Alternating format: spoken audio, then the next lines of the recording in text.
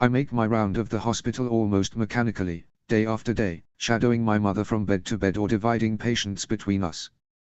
They offered a real doctor for me to assist, as they see my mother as more of a nurse, a ways of starting my medical training, but I turned them down. I don't want to owe these people anything. I don't want them to think they are forgiven for not saving more of those in 12. Most of all, I don't want a load of strangers treating our wounded. They are here, of course, and they are helping, doing their best. But I can see it in the eyes of everyone from 12 that it's a relief when my mother or I are the ones to take care of them. There's so much pain and suffering around me, I wonder how any of us can even bear it. But I suppose it's as Hamish said when I visited him in the room he's confined to while in withdrawal: we're survivors, we grit our teeth, soldier on and stay alive. He was referring to the victors, really, but I guess it applies to everyone here. I move to the next bed and a small smile steals its way onto my face at the sight of Laureen Mellock and her baby. I missed the birth, but my mum was there to deliver the little girl last night. Hey, you two. How's the little lady doing? She's perfect, Laureen replies, tearing her gaze from her daughter to look at me. They say we can move to our compartment tomorrow. I'll even get special leave to help get her settled in. That's great, I say, even though I can't help thinking how silly the schedules on everyone's arm are. You even get time allotted to see your own newborn daughter. But, on the other hand, the people in 13 are almost obsessive in the way they take care of children and young mothers, so they aren't all bad. A refugee from 10, Dalton, leaked the real motive to me. They need you. Me. They need us all. A while back, there was some sort of pox epidemic that killed a bunch of them and left a lot more infertile. New breeding stock. That's how they see us. Back in 10, he'd worked on one of the beef ranches, maintaining the genetic diversity of the herd with the implantation of long frozen cow embryos. He's very likely right about 13, because there don't seem to be nearly enough kids around. But so what? We're not being kept in pens, we're being trained for work. The children are being educated. Those over 14 have been given entry-level ranks in the military and are addressed respectfully as soldier, and so am I, even though I'm technically too young. Perks of being the symbol of rebellion, I guess.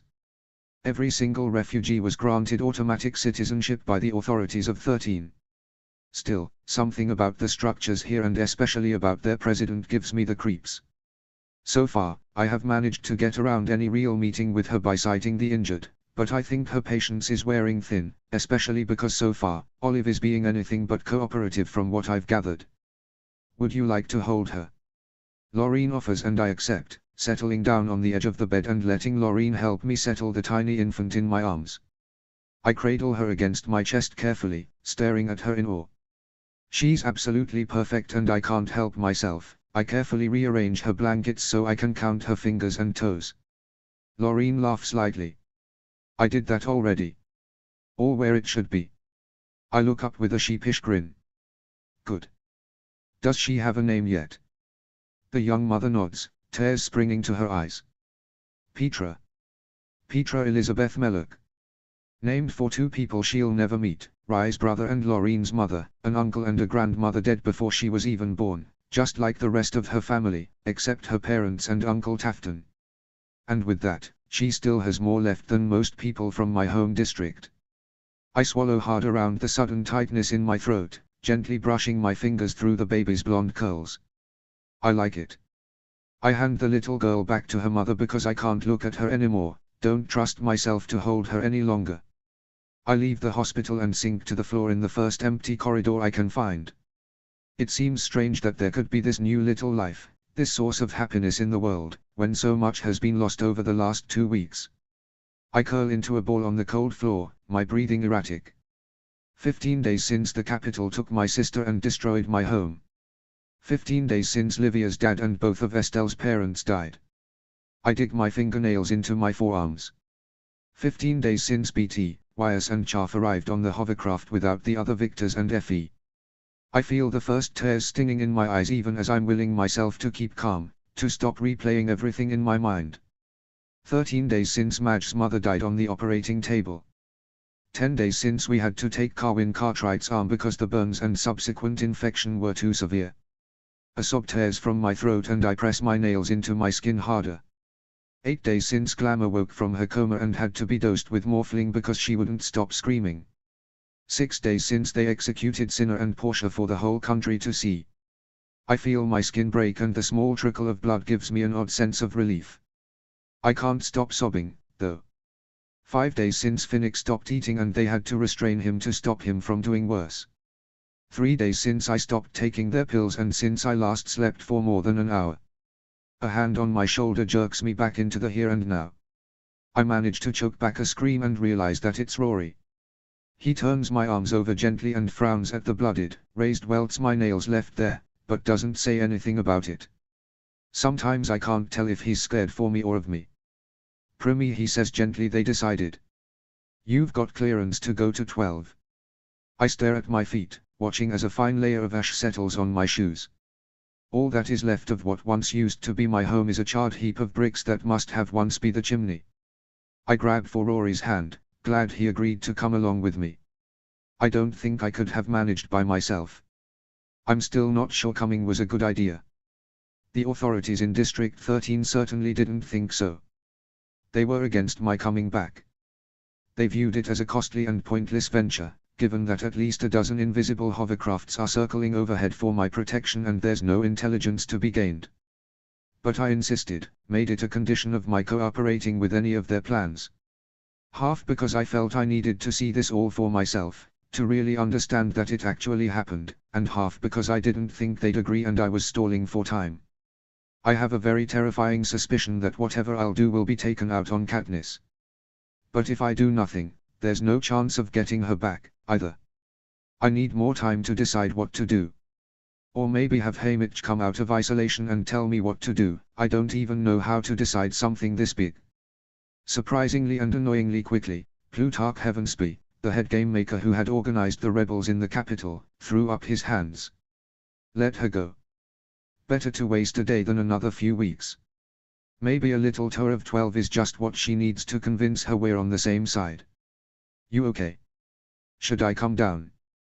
Gale's voice sounds through the headset the rebels insisted I wear. He's up in a hovercraft, watching us carefully, ready to swoop in if anything goes amiss. No, I tell him, even as I tighten my hold on Rory's hand. I'm fine. We're fine. I throw my best friend a look that clearly asks if that is true, but he only nods, biting his lower lip. He used to do that during exams. The thought is oddly comforting. We start walking. The summer's been scorching hot and dry as a bone. There's been next to no rain to disturb the piles of ash left by the attack. They shift here and there, in reaction to our footsteps. No breeze to scatter them. I keep my eyes on what I remember as the road, because when I first landed in the meadow, I wasn't careful and I walked right into a rock. Only it wasn't a rock, it was someone's skull.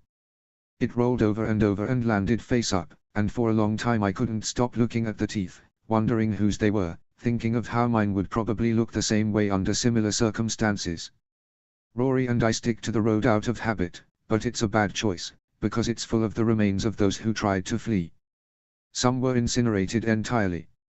But others, probably overcome with smoke, escaped the worst of the flames and now lie reeking in various states of decomposition, carrion for scavengers, blanketed by flies. I killed you, I think, as I pass a pile. And you. And you. Because if I had died in that arena like I was supposed to, none of this would have happened. 2 children would have been sent off to die, year after year, but the district would not be reduced to rubble. The citizens of District 12 had no organized resistance movement of their own. No say in any of this. They only had the misfortune to have me. Some survivors think it's good luck, though, to be free of District 12 at last. To have escaped the endless hunger and oppression, the perilous mines, the lash of our final head peacekeeper, Romulus Thread. To have a new home at all is seen as a wonder since, up until a short time ago, we hadn't even known that District 13 still existed. But now it's become the home to almost 2,000 refugees from 12. It's something like a wonder that so many survived, and most of the credit for the survivors' escape has landed squarely on Gale's shoulders, although he's loath to accept it. He keeps telling me Mayor Undersea warned him something would happen as soon as the games had started and that he wouldn't have reacted as fast otherwise. He'd put his friends Bristle and Tom on alert, too, and Rory went to Tafton Mellock, who organized the escape of plenty of people from town along with his brother and the Cartwrights. Without them knowing to look out for anything odd in the games, I'm not sure if even half the people would have made it.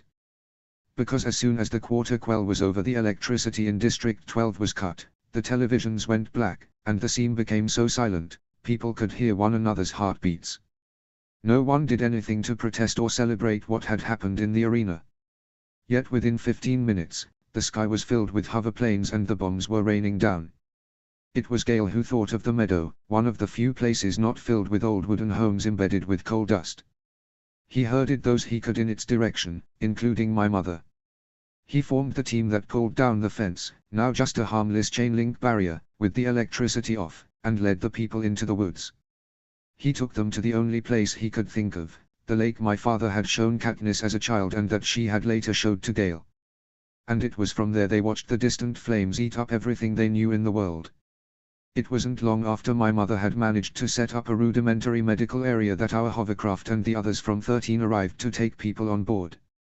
Plutarch has told me, in what he referred to as confidence, that they would have taken much longer to debate on whether or not to send a rescue team if I hadn't thrown a fit, though he phrased it kinda. I'm not sure why he told me that, because it didn't exactly make me like him or Coin any more than before, rather the opposite. We make it through the wreckage of what used to be the seam slowly, coming past places I once held dear and now only recognize because I know the streets so well by memory. Livia's house, where we used to skip rope out front. Rory's home, or rather what's left of it. His grip on my hand tightens. The spot where the seam meets town, where Mum used to wait when I insisted I was too old to be picked up right in front of school. The bakery, memories of Peter's friendly, smiling face, Mr. Mellock's wink when he pressed a still warm cookie into my hands and put a finger to his lips, like it was the biggest secret we could share. Both dead. And then we reached the victor's village. I bit my lip. Could you wait here? Rory nods, giving my hand a quick squeeze before letting go. I don't know why, but I feel like I have to do this alone. I move through the house as quietly as possible, reluctant to make any sound. I pick up a few remembrances, a photo of my parents on their wedding day, Dad's old jacket for Katniss, a silent promise to myself that I'll get her back, the family book of medicinal and edible plants. I move to my room to find more. There's something nagging at the back of my mind when I enter my room, but I pay it no attention.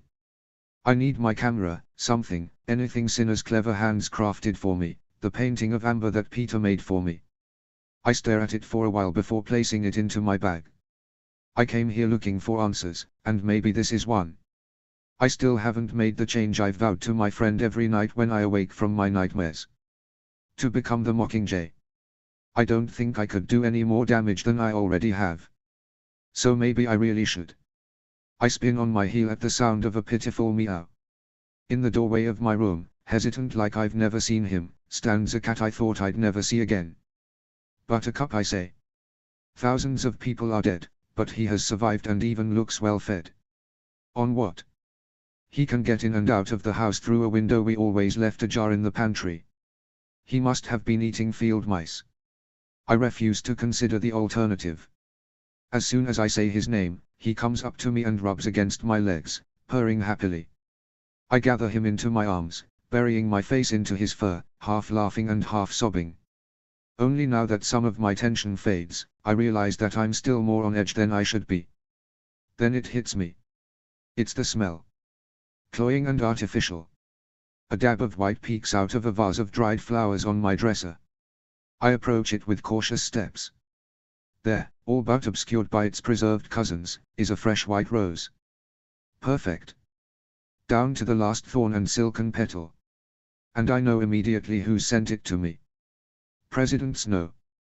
When I begin to gag at the stench, I back away and clear out, pressing Buttercup so tightly against my chest he hisses in protest.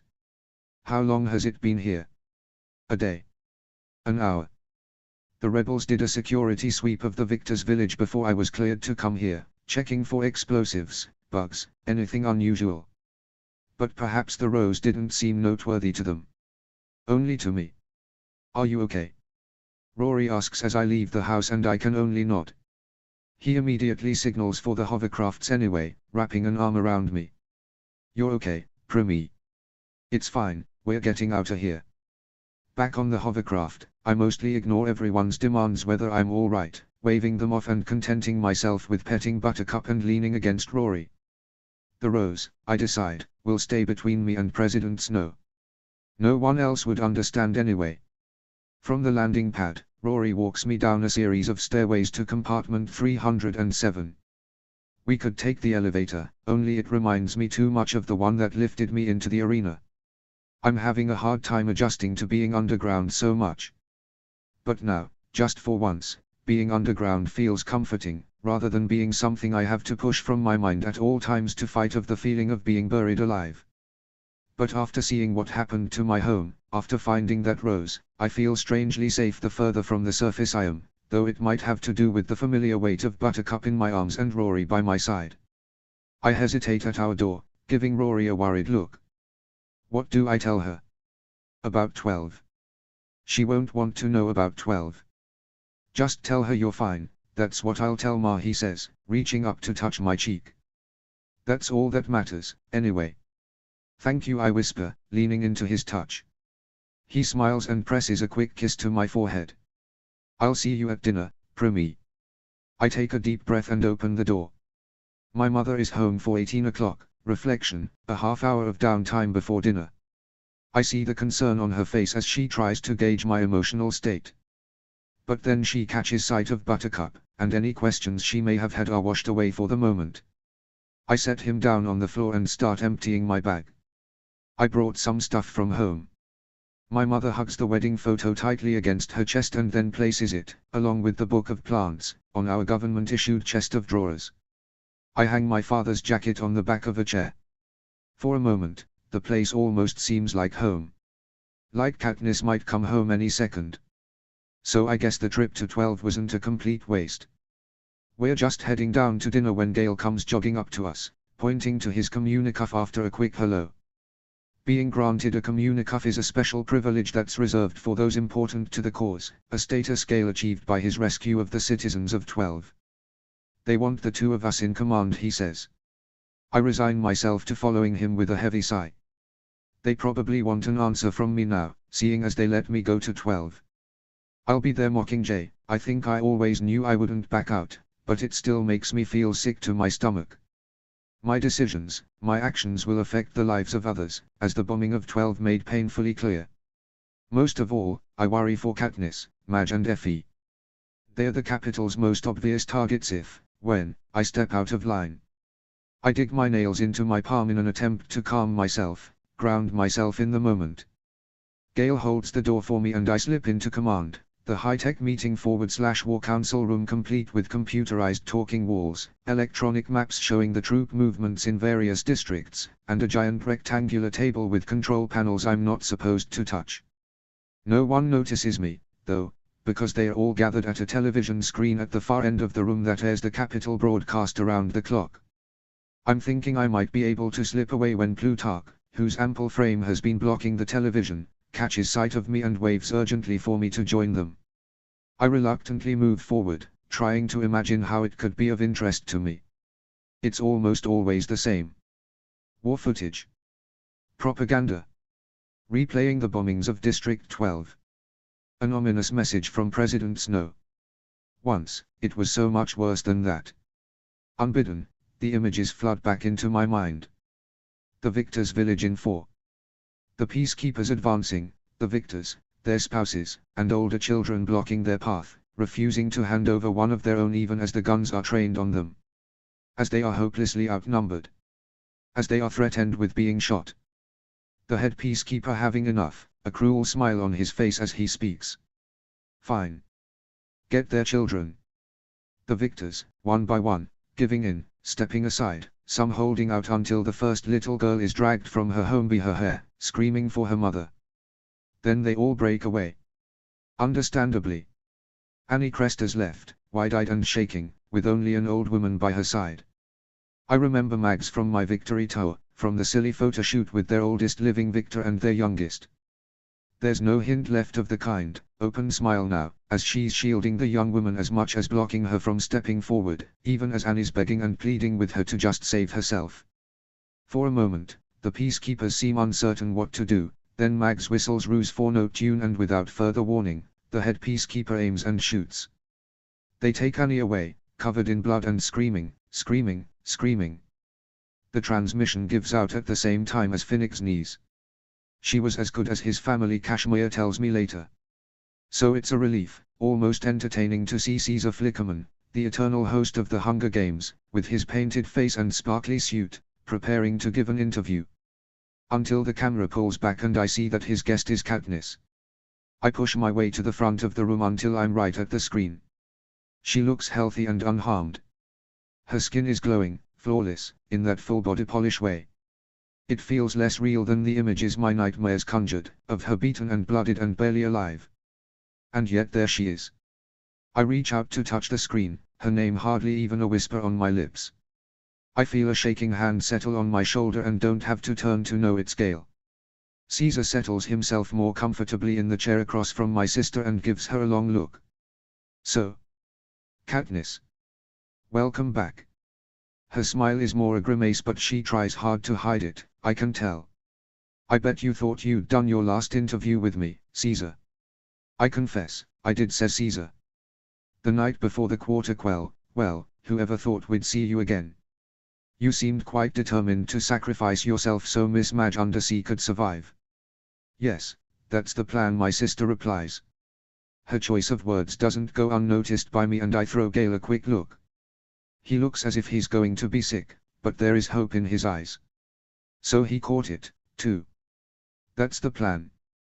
Present tense. Letting us know two things: Madge is alive and Katniss is doing what they tell her to keep it that way. Caesar leans in a little. But other people had plans as well. Katniss only nods, frowning as if she's angry or has forgotten what she's supposed to do. Why don't you tell us about that last night in the arena? Caesar prompts her gently. Help us sort a few things out. My sister nods but takes her time speaking, seeming to turn the words over in her mind, careful to say the right things. That last night, to tell you about that last night, well, first of all, you have to imagine how it felt for us, how it felt in the arena. It was like being an insect trapped under a bowl filled with steaming air. And all around you, there's death, there's the jungle, green and alive and ticking. That giant clock ticking away your life. Every hour promising some new horror. You have to imagine that in the past 2 days, 15 people have died, some of them defending you. At the rate things are going, the last 8 will be dead by morning. Save one. The victor. And your plan is that it won't be you. Never was going to be you. She paints a picture with words, in a way Katniss never could have. If I hadn't suspected it all to be scripted before, I'd know now. My sister does not have such a way with words. Once you're in the arena, the rest of the world becomes very distant, she continues. All the people and things you loved or cared about almost cease to exist.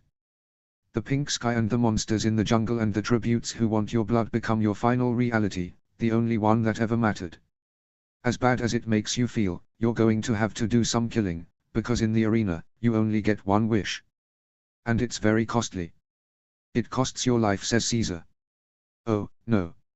It costs a lot more than your life. To murder innocent people, says Katniss. It costs everything you are. Everything you are, repeats Caesar quietly. A hush has fallen over the room, and I can feel it spreading across Panem. A nation leaning in toward its screens. Because no one has ever talked about what it's really like in the arena before. Katniss goes on. I was only thinking of the plan. Keep Madge alive, that was the only thing that mattered. And the idea with the salt water, the lighting, it seemed so mad it just might work. When that wire was cut, everything just went insane. I can only remember bits and pieces. Everyone was screaming, nothing was the way it was supposed to be. And then I had that arrow and the force field, blew out. You blew it out, Caesar corrects her, not unkindly. You do know that, don't you? You blew out the force field. I didn't know, Katniss snaps. None of us understood that plan. I don't think Curie even understood it.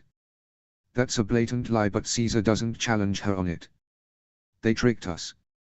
We didn't know anything. When you say we, you surely can't mean to include your sister, he presses. She disappeared right before everything went awry. You've seen the footage, she left the building of her own free will. Of course she'd follow Haymitch. Katniss all but hisses he's her freaking mentor, he's supposed to help her. They tricked her, too. They kidnapped her. All right. It just looks suspicious, says Caesar. As if she was part of the rebels' plan all along. Now Katniss is on her feet, getting right into Caesar's face, her arms trapping him in his chair. Yeah. So it was her plan to leave me for dead. To trigger the bombing. She's yelling now. She didn't know, Caesar. None of us knew anything. Caesar places his hand on Katniss's shoulder in a gesture that's both self-protective and conciliatory. Okay, Katniss, I believe you. Good. She steps back, slumps into her chair, looking distraught. Caesar pats her shoulder. We can stop now if you want. Was there more to discuss, says Katniss wryly. I was going to ask your thoughts on the war, but if you're too upset. Begins Caesar. Oh, I'm not too upset to answer that. Katniss takes a deep breath and then looks straight into the camera. I want everyone watching, whether you're on the Capitol or the rebel side, to stop for just a moment and think about what this war could mean. For human beings. We almost went extinct fighting one another before. Now our numbers are even fewer. Our conditions more tenuous. Is this really what we want to do? Kill ourselves off completely? In the hopes that, what? Some decent species will inherit the smoking remains of the earth. I'm not sure I'm following. Says Caesar. We can't fight one another, Caesar, Katniss explains, sounding as if she's reciting something she learned by heart. Or maybe it just seems like that to me because I know her so well. There won't be enough of us left to keep going. If everybody doesn't lay down their weapons, and I mean, as in very soon, it's all over, anyway. So, you're calling for a ceasefire? Caesar asks. Yes. I'm calling for a ceasefire, says Katniss tiredly. Now why don't we ask the guards to take me back to my quarters so I can build another 100 card houses? Caesar turns to the camera. All right. I think that wraps it up. So back to our regularly scheduled programming. Even though Katniss is no longer on screen, I remain where I am, watching a Capitol woman read a list of expected shortages with much more interest than this warrants. I know that everyone is waiting for my reaction to that interview. I can't process this all so quickly. Seeing Katniss, alive and well, makes my heart soar with relief, yet there's the undeniable complicity with the Capitol now that she's called for a ceasefire. Oh, of course she made it sound as if she were condemning both sides in the war. But at this point, with only minor victories for the rebels, a ceasefire could only result in a return to our previous status. Or worse. Behind me, I can hear the accusations building. The words traitor, liar, and enemy bounce off the walls. Are you all idiots? Gale snaps, loud enough to make most of the room fall silent. That was obviously scripted, you morons. She didn't have a choice. Coin raises an eyebrow at him but shows no other sign of anything, really. Her voice is irritatingly calm and emotionless when she speaks. You speak when you are spoken to, Soldier Hawthorne. And mind your tone. He's right, tough I say, the first time I'm actually directly addressing the president of 13. They made her say that. It didn't even sound like her. I mean, come on, how thick can you get? She's being threatened. Her friends are being threatened. You can't leave her for dead and then blame her for trying to stay alive. She has done a lot of damage. Coin intones, still so annoyingly calm that a surprisingly large part of me wants to punch her in the face. Most of the rebels will dismiss what she said immediately, of course. But there are districts where the resistance is shakier. The ceasefire's clearly President Snow's idea. But it seems so reasonable coming out of your sister's mouth. She doesn't really know if she'd seen I trail off, realizing they don't really care about anything I have to say.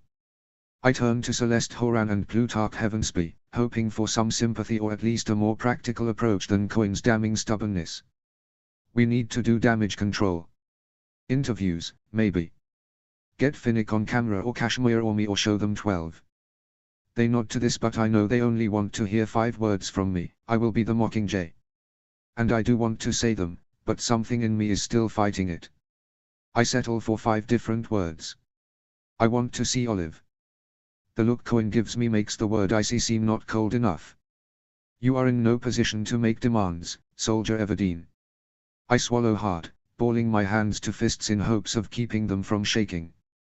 The room is full of the most important people here, and almost all of them are loyal to Cohen above all else. But they are judging my sister when they are the ones who need something from me. And I'll either get all or nothing at this point. I glance at Gale and he nods, mouth set into a thin line. That decides it, then. Except I am, actually I say, as calmly as I can manage. I kick-started this whole rebellion thing. Either the rebels see me on your side, another side, or they don't see me at all. Which will only lead them to accept that you must have, indeed, kidnapped me. How do you think that'll work out for you? I don't pause long enough for anyone to challenge what I'm saying. And one word from me, you lose Haymitch, which costs you Chaff and Finnick at the very least. Now I'm mostly bluffing, but there's some truth to my words nonetheless. Finnick is a wreck and looks to his friends to tell him what to do, too worried out of his mind to decide the simplest things for himself. Gale's only in as long as I am. Our district's people will question it if he stops supporting you. Then you either deal with that or throw them out. Both will make you not exactly look good. And you said it yourself, there are districts where the resistance is shaky. I'm not saying I can definitely get Olive to cooperate, but I'm not going to make it worse. My words are followed by a resounding silence. And then Cohen laughs. It's starting to become clear what you see in her, Plutarch. Boggs, take Soldier Everdeen to the Kentwell girl. I want to ask for Gale to come with me, but I have a feeling that I've pushed my luck enough for one day, so I quietly follow the man out of command and along multiple corridors. We end up in front of another medical tract. 13 has at least 4 of these I know of. They are divided into severity of the medical conditions and things like pre or post-operation. I also suspect that they want proper quarantine spaces in case of another epidemic. This tract I haven't been in yet, which is probably why I have yet to see Olive. I'll leave you here, Soldier Boggs says. Unless you need help finding your way back. I smile at him. No, I'm okay. Thanks. He nods and leaves me to enter the room by myself. There's not a lot of people here and I spot Olive almost instantly. She sits propped up against a bunch of pillows and squints at me as I come closer. Everdeen. That you? Yeah, it's me, I reply. Olive reaches out to tug on one of my braids, frowning. It is, isn't it? You're Raoul. I pry my hair out of her grasp. Are you okay? I think so. But who knows, really? She shrugs, holding her arm out to me so I can see the medical bracelet she's wearing. Mentally disoriented. And they are giving me medicine for pain and my what do they call them? Moods. She puts the last word in air quotes. I think it's code for throwing stuff at nurses. And doctors. And anyone who tries to convince me to be some kind of symbol or whatever. Either way, it makes me see things. Sounds crap, I say, and she shrugs again. Yeah, mostly. But I had a 2-hour conversation with Clove before I remembered she's dead. That was pretty nice. I don't know how to react to that, so I just pull up a chair and sit down next to her bed. Well, I'm pretty sure I'm Raoul. Did anyone tell you what's going on? Roughly, she says. We're in 13, my family isn't, they fucked up our rescue and left Curie behind. Plus your sister and the rest. Then they proceeded to drug me senseless. Now I'm supposed to play nice and smile into a few cameras. I think you should do it, I tell her. Tomorrow morning, I'm going to agree to be the Mockingjay. Because you want to or because you feel forced into it, she asks. Now it's my turn to shrug. Want to, I guess. I feel I should. I want to stop the games. Help defeat Snow. I figure you'd want that, too. Olive hesitates but then nods. Yeah. It's just everyone held in the capital, everyone back home in 2. I saw what they did to your district. I guess 2 isn't expendable like 12 was, but still. Even if we win, I don't know what they'll do. We know everyone calls us capital lapdogs. I've had that thought before myself, though it was rather in regards to Effie and, in the last hour, Katniss. I'm sure Coin has her own brand of justice and I'm not sure I'll like it. I'm important. We're both important. Important people usually get what they want. You're thinking we should make a list of demands, she says.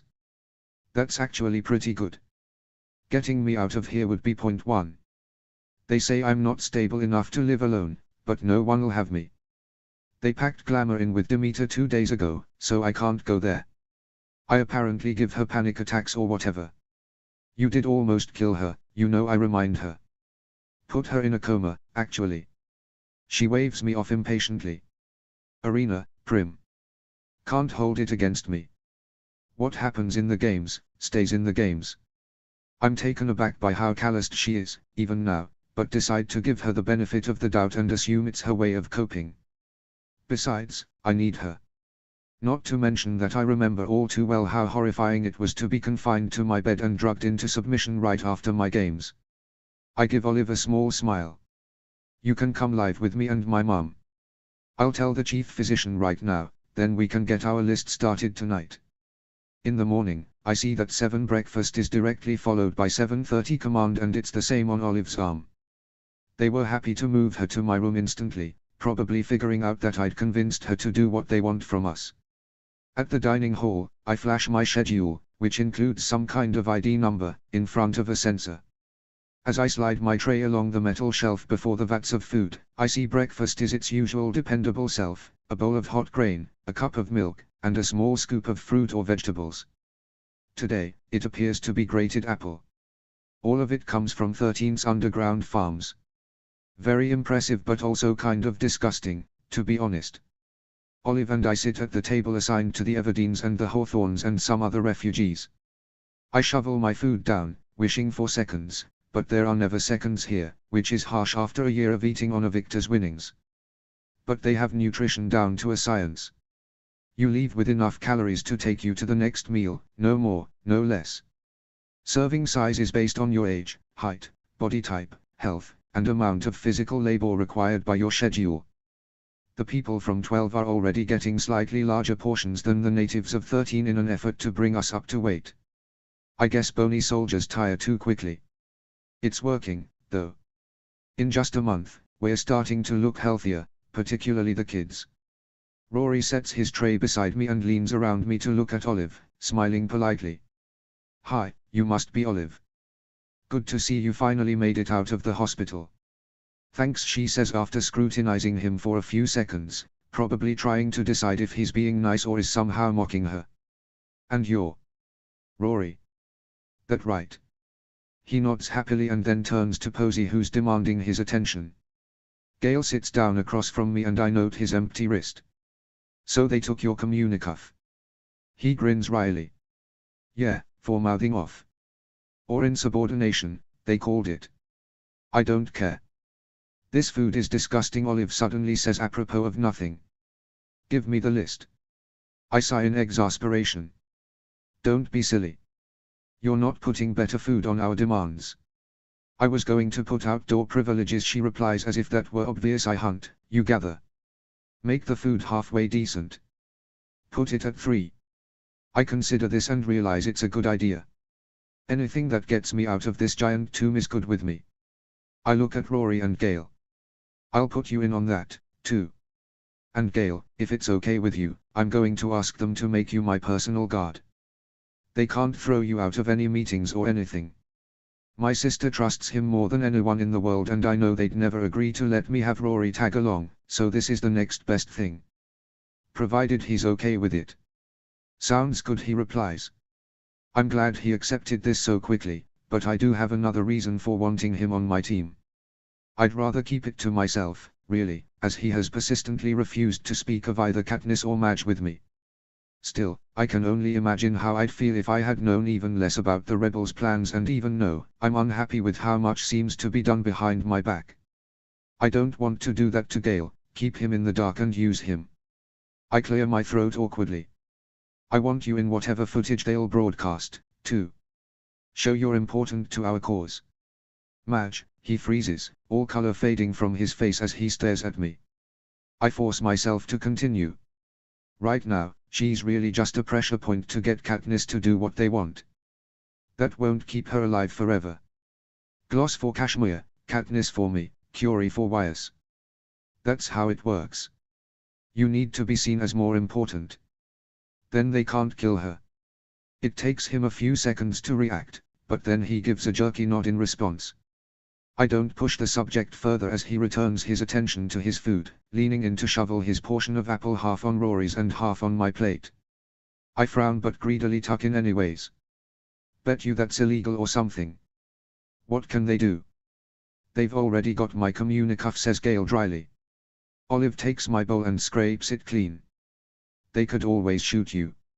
I elbow her in the ribs, seriously hoping she doesn't actually have a point. Stop being such a ray of sunshine, will you? Just then, a bell signals the end of our eating shift. Olive gets up and so do I. You coming with us, Gale? He checks his arm but then nods anyway. Sure, why not? Who cares about nuclear history class, anyways? By the time we get to command, Coin, Plutarch, and all their people have already assembled. The sight of Gale raises some eyebrows, but no one throws him out. He and Olive flank me like they actually are my bodyguards and I realize I find that oddly comforting. I clear my throat, very aware of everyone's eyes on me. Olive and I have decided it is time to cooperate. I'll be your Mockingjay. I wait so they can make their sounds of relief, congratulate, slap one another on the back. Coin stays as impassive as ever, watching me, unimpressed. But we do have some conditions. I smooth out the list and begin. We even rated them, hoping to make them more ready to agree by starting with the small things. My family gets to keep our cat. My tiniest request sets off an argument. The Capitol rebels see this as a non-issue, of course, I can keep my pet, while those from 13 spell out what extreme difficulties this presents. Finally it's worked out that we'll be moved to the top level, which has the luxury of an 8-inch window above ground. Buttercup may come and go to do his business. He will be expected to feed himself. If he misses curfew, he will be locked out. If he causes any security problems, he'll be shot immediately. I want to protest that, but I realize it's as good as it's going to get, so I agree. I look at the next point on my list. I want Gale with me whenever possible. He's to act as my guard and advisor. He's to be included in whatever footage of me allows for it. They nod, and Fulvia Cardew actually seems delighted, mumbling something about camera-ready faces. We want to go out in the woods. To hunt and gather. This includes Rory and Gale Hawthorne, I say. This gives everyone pause. We won't go far. We'll use our own weapons. You can have the meat and everything else for the kitchen at scale. He glances at me. Or for the medical units, if applicable. They still hesitate, but Olive chimes in before they can say no. It's just, I can't breathe shut up here like I would get better, faster, if I could hunt. Plutarch begins to explain the drawbacks here, the dangers, the extra security, the risk of injury, but Coin cuts him off. No. Let them. Give them 2 hours a day, deducted from their training time. A quarter-mile radius. With communication units and tracker anklets. What's next? We want full access to every and all strategy meetings, documents past and present, and be included in all decisions that concern more than 13, I say. Again, it's Coin who agrees, looking almost smug. Of course. In fact, we welcome your wish to be involved, soldiers. I swallow hard before continuing. The next 2 points are the most important ones, yet also the ones I think they are most likely to reject. When the war is over, if we've won, those held in the capital will be pardoned. Dead silence. I take this as a cue to continue. No punishment will be inflicted. They will be granted immunity.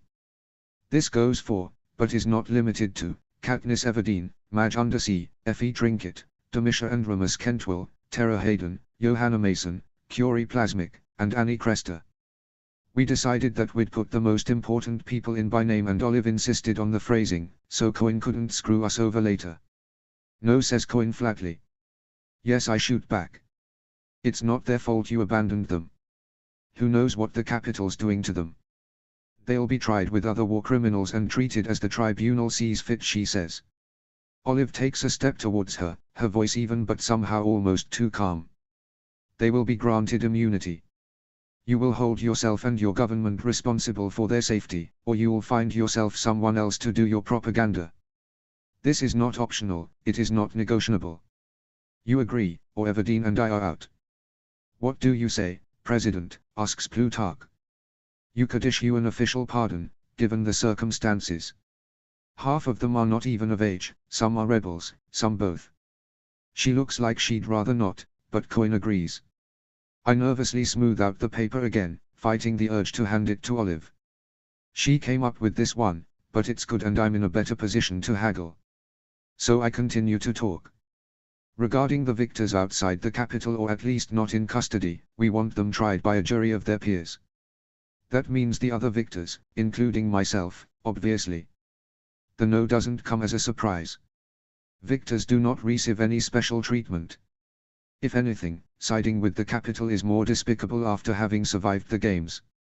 And you'd know that, would you? I snap at Coin. Once in the games, always in the games. You don't know what it's like. You cannot know why we do what we do. She studies me and then a small smile spreads across her face. Very well. All victors left alive by the end of the war will be judged by a jury of their peers. The phrasing bothers me, but she's already continuing. Will that be all? One more thing, I say. You will personally pledge all of this in front of the entire population of District 13 and the remainder of 12. Soon. Today. It will be recorded for future generations. All right, Coin says finally. But you'd better perform.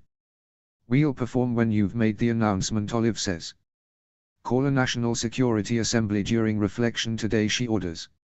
I'll make the announcement then. And just like that, we're done. Coin's eyes have flickered to her arm, the clock. She, too, has a schedule to adhere to. I'll leave them in your hands, then, Plutarch. She exits the room, followed by her team, leaving only the two former game makers, Fulvia, Gale, Olive, and myself. Excellent. Excellent. Plutarch sinks down, elbows on the table, rubbing his eyes. You know what I miss? More than anything. Coffee. I ask you, would it be so unthinkable to have something to wash down the grill and turnips? I know, it's the worst, Olive drawls. You know what I miss more? My family. You know, those people you failed to save. So can we get on with this stupid rebellion so I can maybe get them back? Plutarch looks away abashedly. Ah, of course. My apologies. He reaches a hand out to the side, where Fulvia is already extending a large sketchbook bound in black leather. You know in general what we're asking of you. I'm aware you have mixed feelings about participating. I hope this will help. Plutarch slides the sketchbook across to me as Celeste hands a second directly to Olive. For a moment, I look at it suspiciously. Then curiosity gets the better of me. I open the cover to find a picture of myself, standing straight and strong, in a black uniform. Only one person could have designed the outfit, at first glance utterly utilitarian, at second a work of art. The swoop of the helmet, the curve to the breastplate, the slight fullness of the sleeves that allows the white folds under the arms to show. In his hands, I am again a mockingjay. Sinner, I whisper. Yes. He made me promise not to show you this book until you decided to be the mockingjay on your own. Believe me, I was very tempted, says Plutarch. Go on. Flip through. Then, to Olive he adds, Portia did yours. I don't think you had the pleasure of meeting her, but I do hope you'll like what she did. Doesn't really matter, I'll wear it either way, Olive says, the sketchbook still closed before her. She didn't let them see she was frightened. I bite my lip to stop myself from sobbing. I realize it's Olive's way of saying she respects the stylists and will not deny their final wish, their final design. And she's right. Portia and Cinna both stepped in front of the firing squad with their heads held high. I turn the pages slowly, seeing each detail of the uniform. The carefully tailored layers of body armor, the hidden weapons in the boots, the medikit affixed to the side of the belt, the special reinforcements over my heart. On the final page, under a sketch of my Mockingjay pin, Sinner's written, "I believe in you." Olive's by now staring in fascination at Portia's sketches, and after a few minutes wordlessly swaps our sketchbooks to look at my Mockingjay uniform. In turn, I slowly flip to the first page of her sketchbook, tracing the lines of Portia's design. Even if I hadn't been told, I would have recognized it as her work, could have picked it out of any as easily as Sinner's. The design is reminiscent of the chariot costumes of the tributes from 2 in some aspects, sharing the hints to stories we've never heard in 12 while they seem prominent in other districts and the capital. The golden breastplate is crafted with intricate designs of snakes, as is the handle of her axe, the red of the uniform under it the exact shade of blood. Where my outfit is sensible and functional, Olive's is a statement in and of itself. It's inspired by the Furies the girl from 2 remarks when I look up. The goddess of vengeance and retribution. Couldn't make more of an impact at home, really. We're raised on those stories. We are the children of eternal night, and furies in the underworld are called, we chase from home the murderers of men. You're going to be the best dressed rebels in history, says Gale with a smile, having studied the designs over my shoulder. I nod and turn to the Froma game makers. So, what now?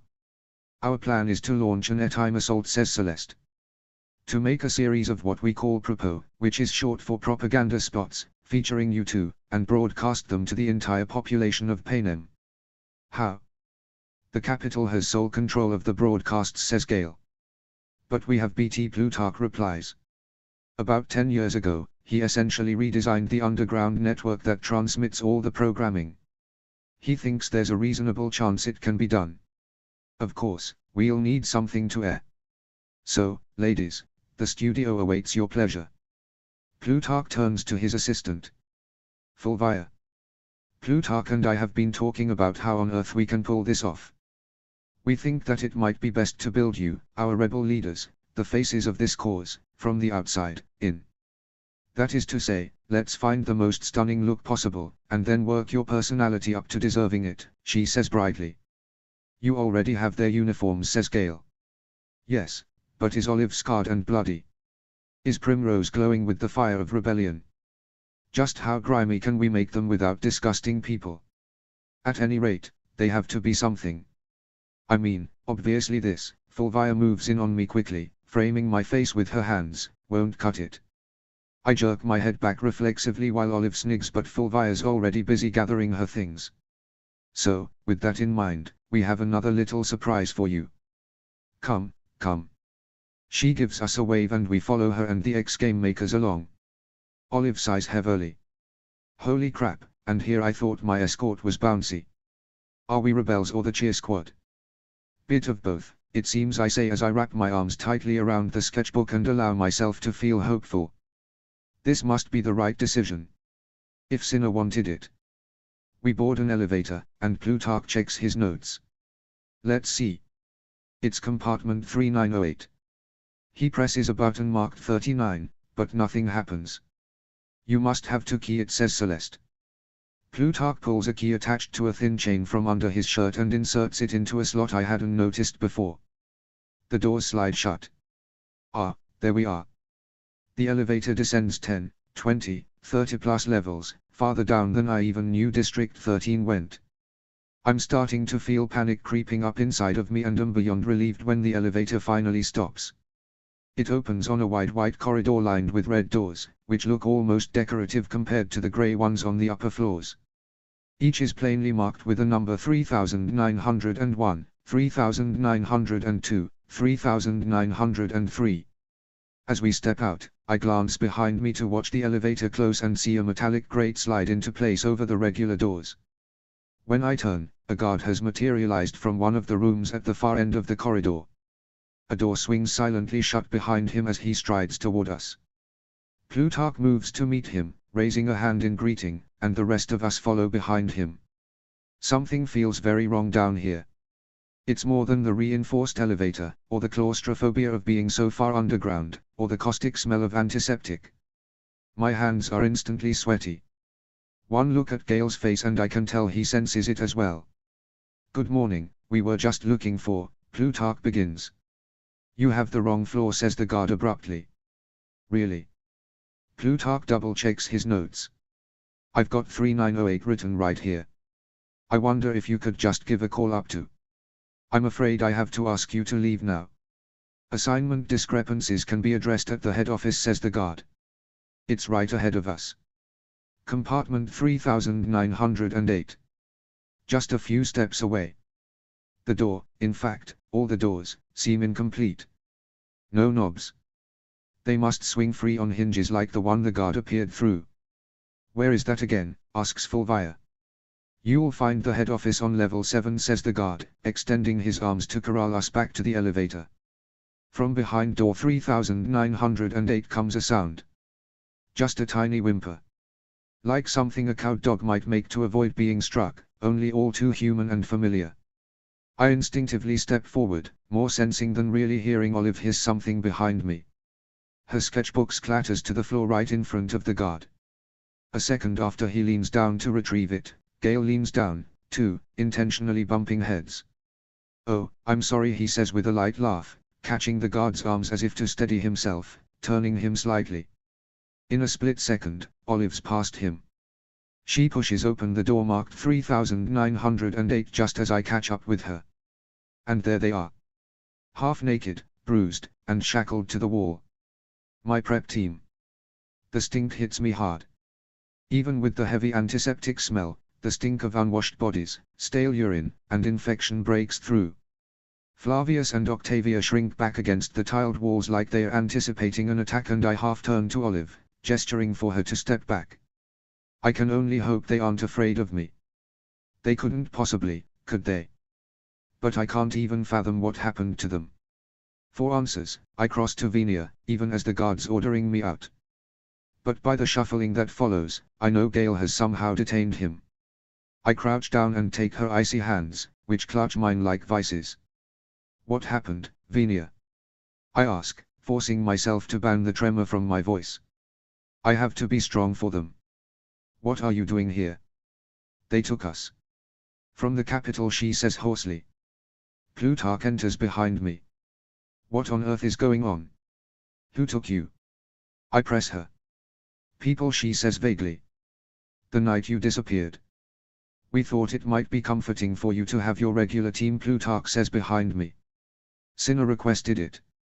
Cinna requested this. I snap at him. Because if there's one thing I know, it's that Cinna would never have approved the abuse of these three, who he managed with gentleness and patience. There's tears stinging in my eyes.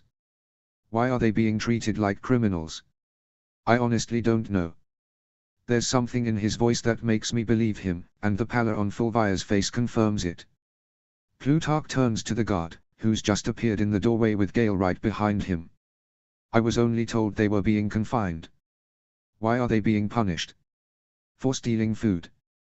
We had to restrain them after an altercation over some bread, says the guard. Venia's brows come together as if she's still trying to make sense of it. No one would tell us anything. We were so hungry. It was just one slice she took. Octavia begins to sob, muffling the sound in her ragged tunic. In that moment, I'm strangely reminded of Posey. I crawl across the floor to her shaking form. Octavia. I touch her and she flinches.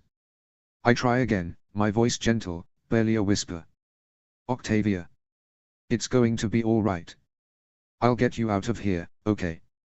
It'll be all right, I promise. This seems extreme, says Celeste, sounding as if she's about to be sick. It's because they took a slice of bread, asks Gale. There were repeated infractions leading up to that. They were warned. Still they took more bread.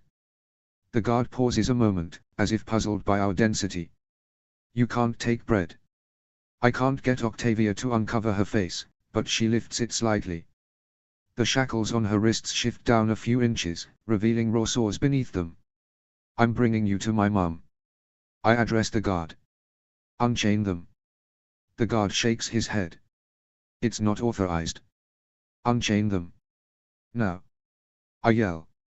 This breaks his composure. Average citizens don't address him this way. I have no release orders. And you have no authority to do it on my authority, says Plutarch. We came to collect these 3 anyway. They're needed for special defense. I'll take full responsibility. The guard leaves to make a call. He returns with a set of keys.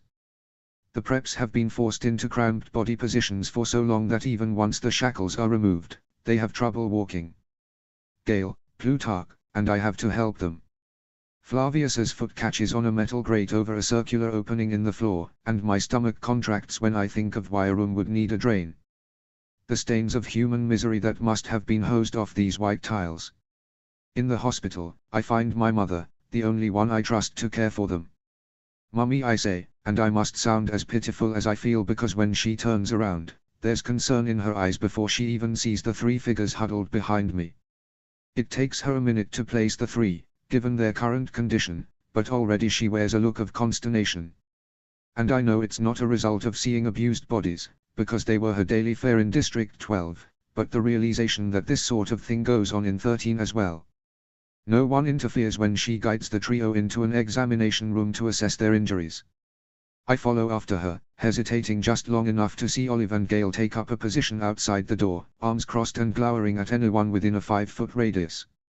I'm so shaky that my mother finally takes a sponge and a flask of rubbing alcohol from my hands and orders me to let her do it by herself. I feel about as useful as I did after the brutal flogging Fred put Katniss through. But I know Mum is right all the same. So I whisper reassurances, hold hands and clean my prep team's blood and grime-coated faces as well as I can manage. They do not recoil from my touch anymore, at least. Then, finally, my mother decides that she's done, for now. I trail her out of the room to find the others waiting. "They'll be all right," Mum reports. "No permanent physical injuries." "Good. Splendid," says Plutarch. "How soon can they be put to work?" "Probably tomorrow," she answers, at the same time as I round on the former game maker. "That's your first question. What is wrong with you?" My mother pulls me against her, shushing me before continuing with a less friendly tone towards Plutarch. "You'll have to expect some emotional instability, after what they've been through. They were particularly ill-prepared, coming from their life in the capital." "Weren't we all?" says Plutarch, and he looks so distraught I almost feel bad for snapping at him. "Almost. The former game makers decide that we'll get nowhere today, so we're released to our regular schedule.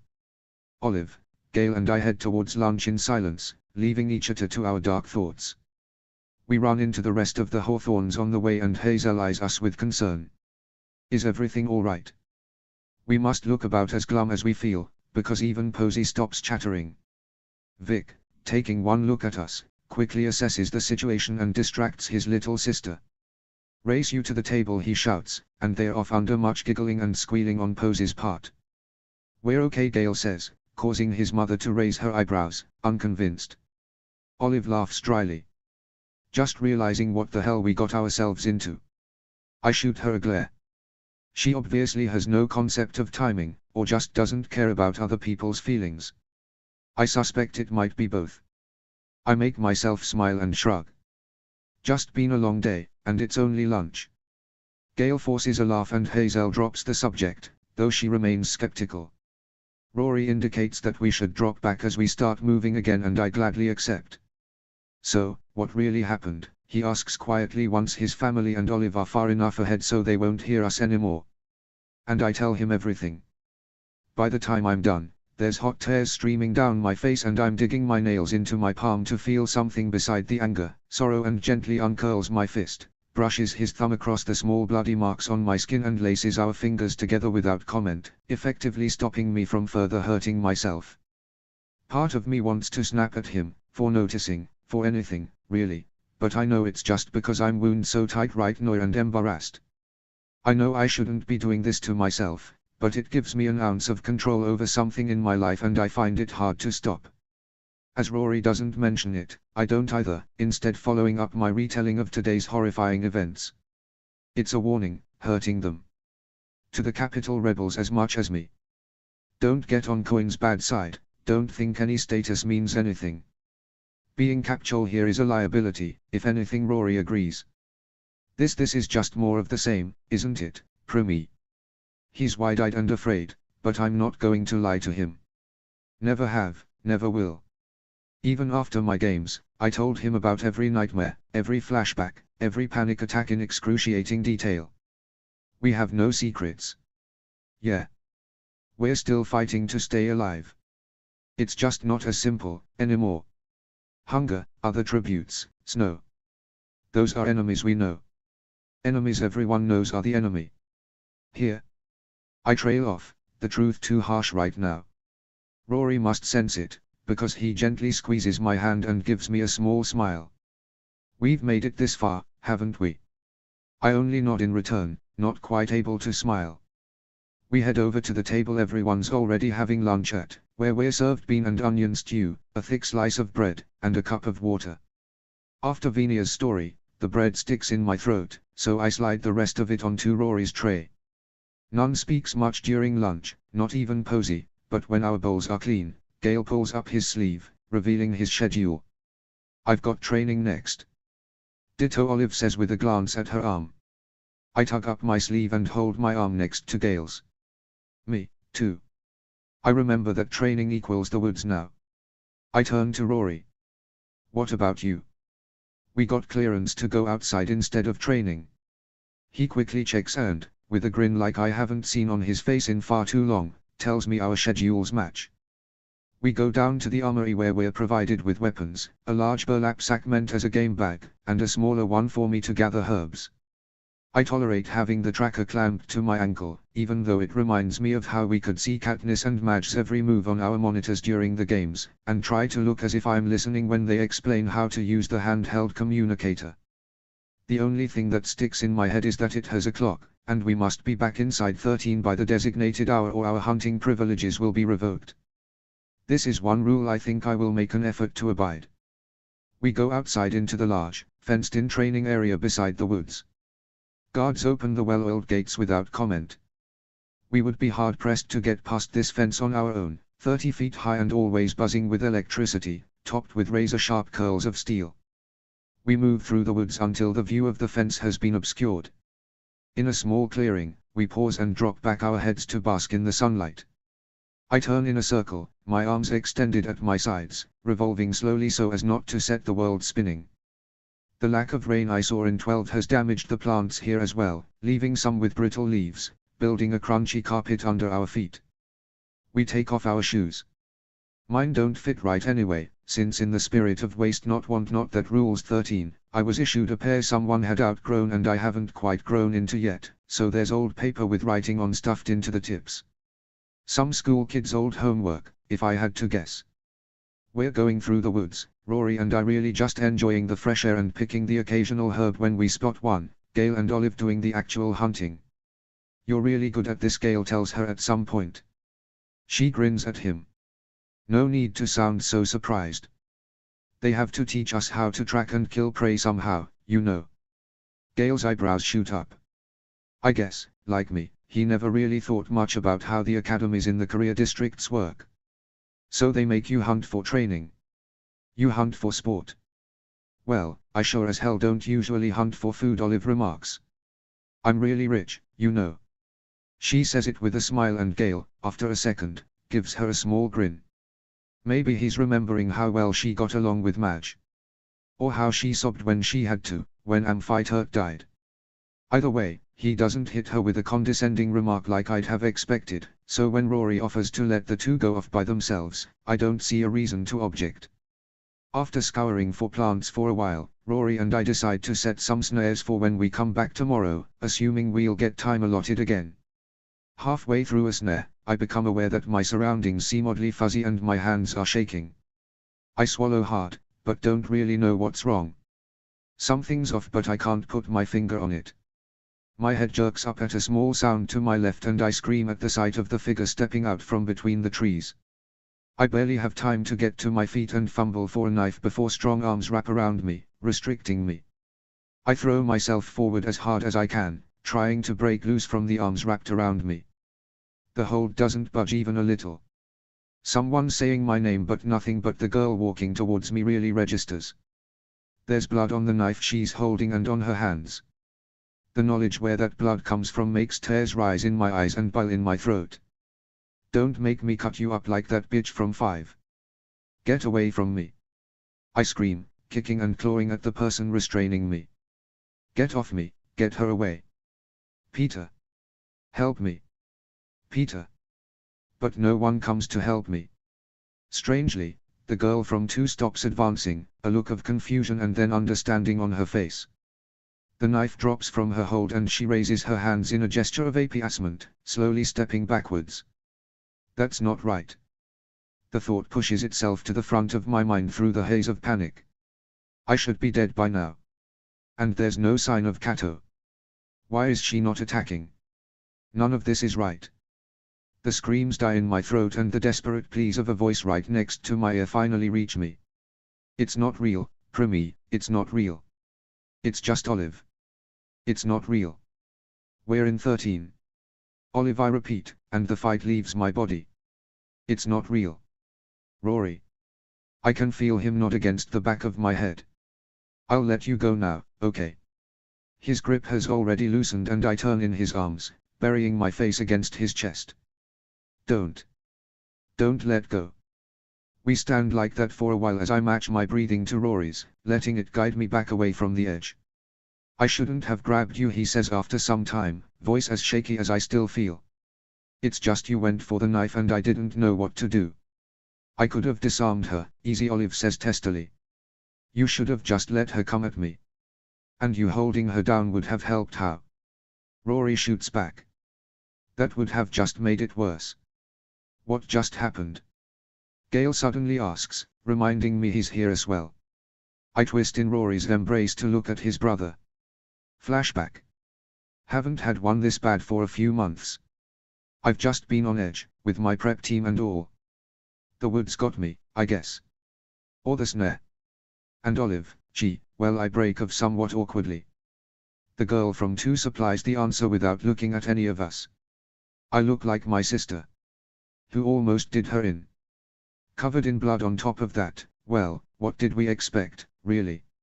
She says it very flippantly but keeps her eyes fixed on the floor before abruptly turning away. I'll go clean the game. Think she's okay? I ask, guilt mixing in with the onslaught of things I'm feeling. Rory lets out a shaky little laugh. I take it you're feeling better if you've already moved on to worrying about her. Are you okay? I shrug. Better. But not a word to anyone.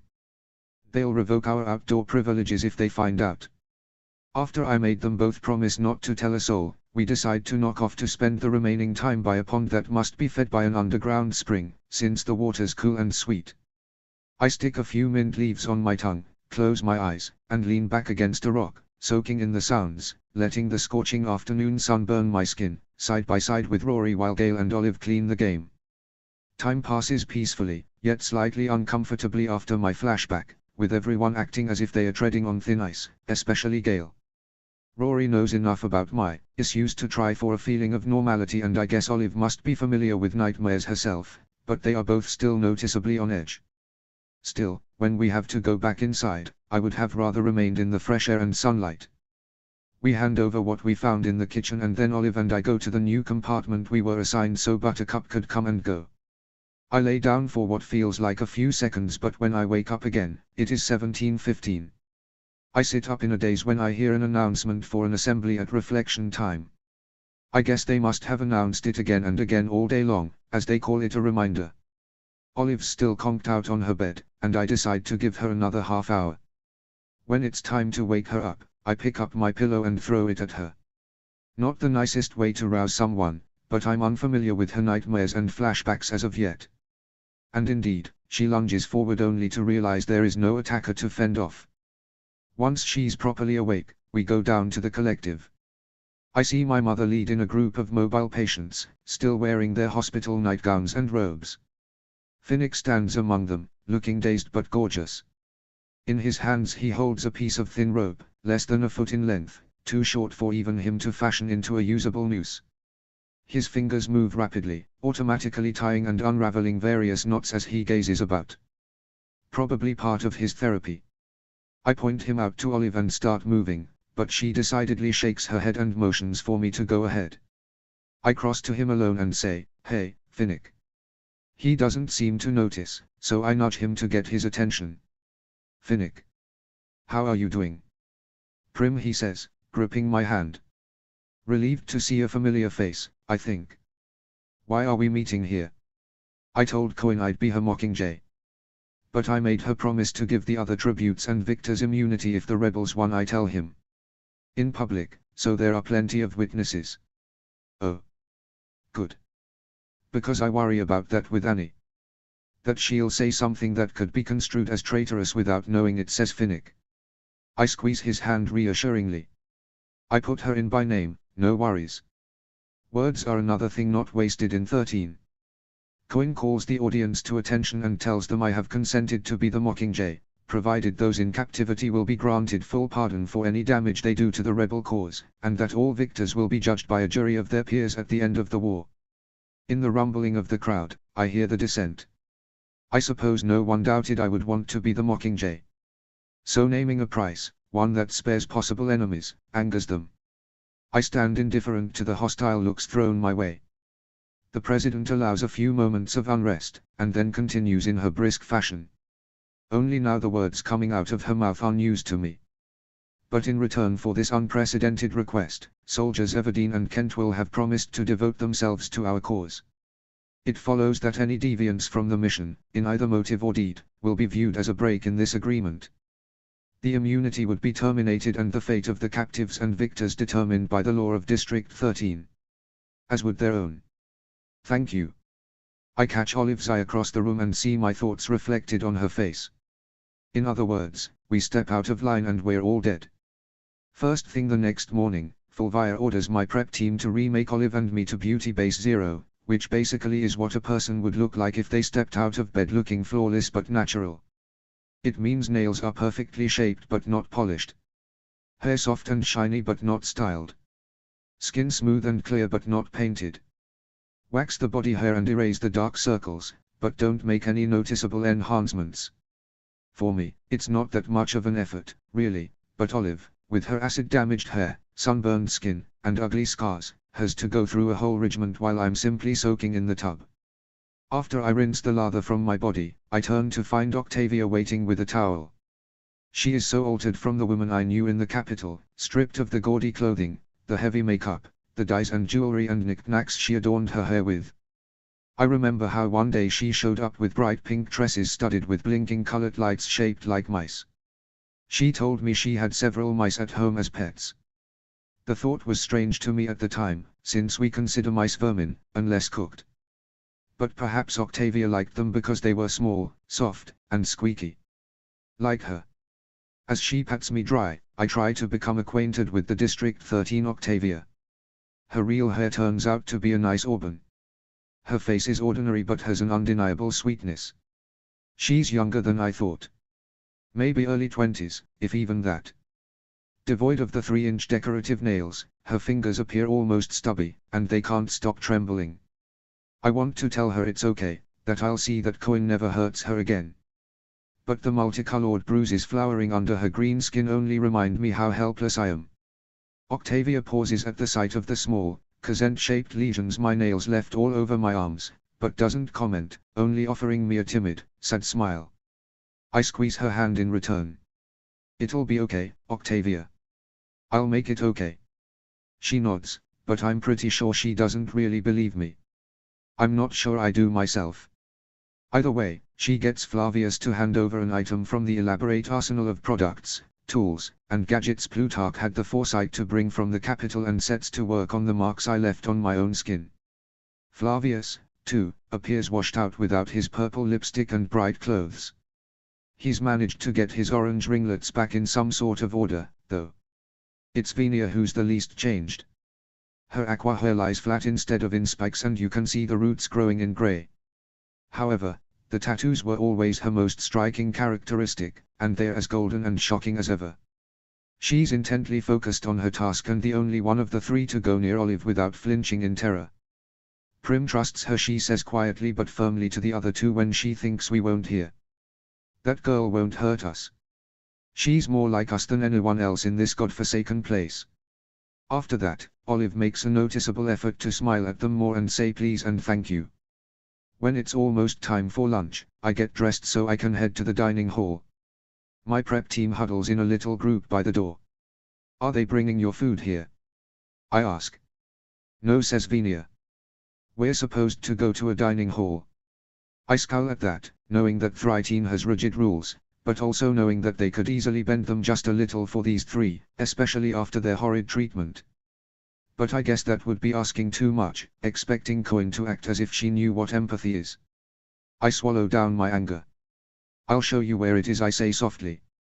Come on.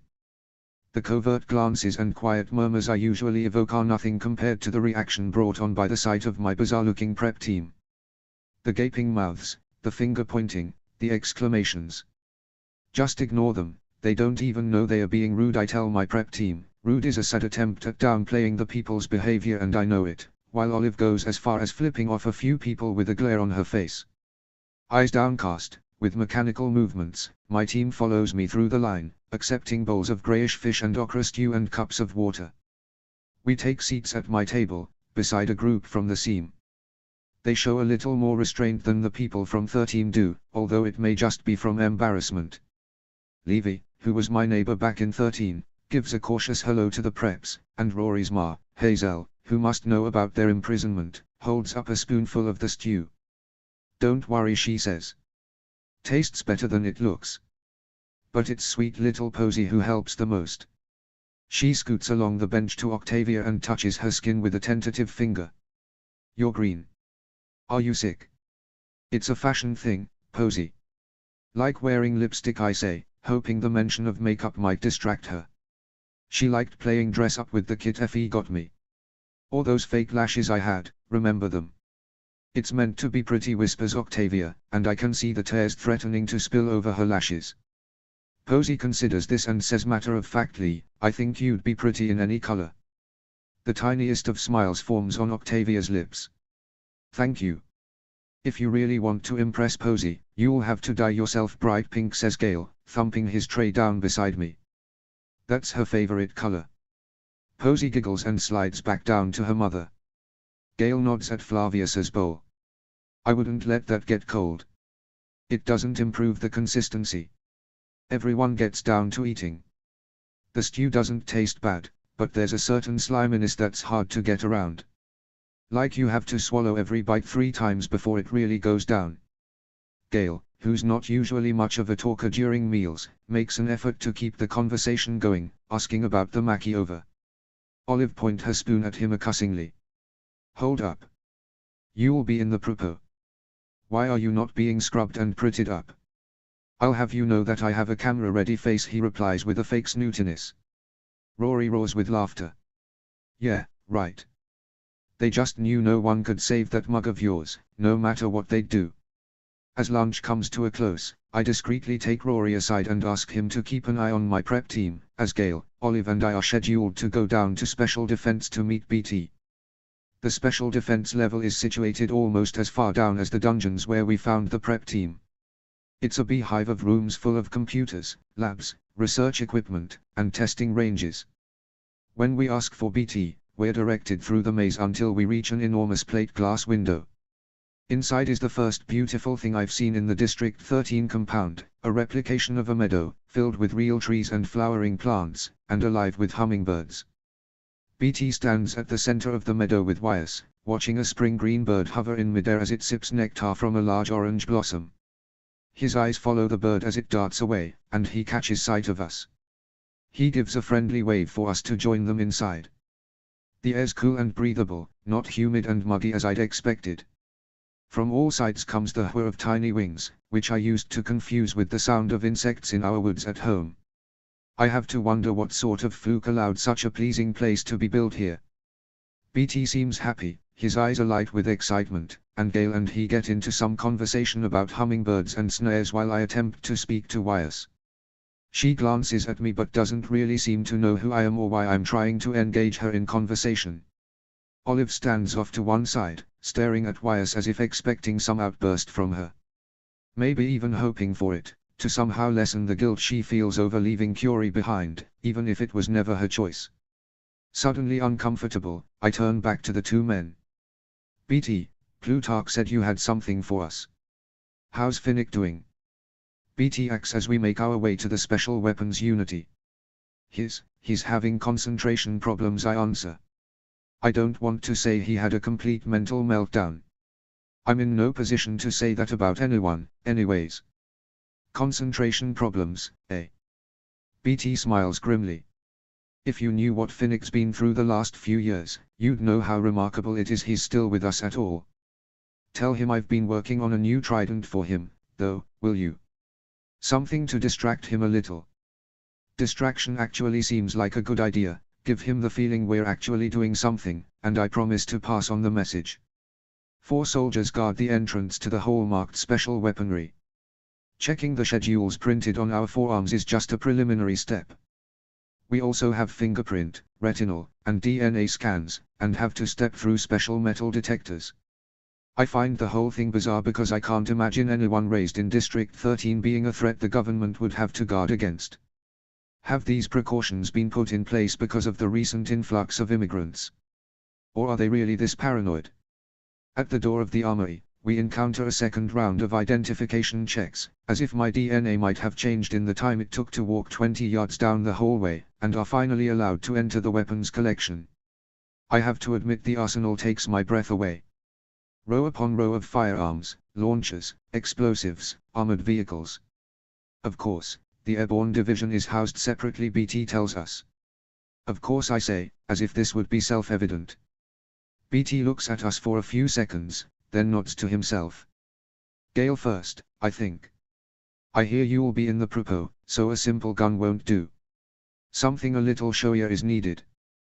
We follow him through the building until we come upon a wall of deadly archery weapons. I've played with a lot of the capital's weapons in training, but none designed for military combat. I focus my attention on a lethal-looking bow so loaded down with scopes and gadgetry, I'm certain I can't even lift it, let alone shoot it. BT smiles at Gale.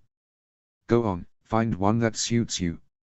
Gale's hands close around the intimidating bow that caught my attention a moment ago, and he hefts it onto his shoulder. He points it around the room, peering through the scope. That doesn't seem very fair to the deer, I say, just for the sake of saying something. Olive's inspecting the bows in fascination, even though I know she's not usually into ranged weapons. Wouldn't be using it on deer, would I? Gale answers without looking at me. I'll be right back, says BT, walking away followed by Wyas. He presses a code into a panel, and a small doorway opens. I watch until he's disappeared and the door's shut. So, it'd be easy for you using that on people? I ask. I didn't say that. Gale drops the bow to his side. But if I'd had a weapon that could have stopped what I saw happen in 12, if I'd had a weapon that could have kept Madge out of the arena, kept out Katniss, or you, I'd have used it. Me, too, I admit. Olive, still facing the bows, laughs dryly. Be careful what you wish for. Before either of us can reply, BT and Wyas return, each with a black, rectangular case. BT hands me one while Wyas offers the other one to Olive. For you. We both set down the cases, undoing the latches. First I see the sleek, shiny gun, but then my gaze falls on the meaty kit. I take it out, turning it carefully in my hands, startled by how light it is. But when I open it, I see that it has everything I could possibly need and more. Assorted hypodermic needles and syringes, iodine swabs, hemostatic agents, fluids and tubings and things I've never seen before. Oh, wow, I breathe out, carefully checking every bit of equipment. What I wouldn't have done to have even a fraction of this back in 12. How is it so light? A few materials I've been experimenting with over the years, BT says, deemed too expensive for mass production. But they gave me a very nice budget for making you a pretty weapon for your costume, and I thought you might appreciate this more. I nod, barely able to keep my eyes and hands off the incredible gifts he just handed me. BT chuckles. And it suits you more, I think. A healer, a symbol of hope. You're no warrior. That isn't to say you couldn't be, but first and foremost, it is not your nature.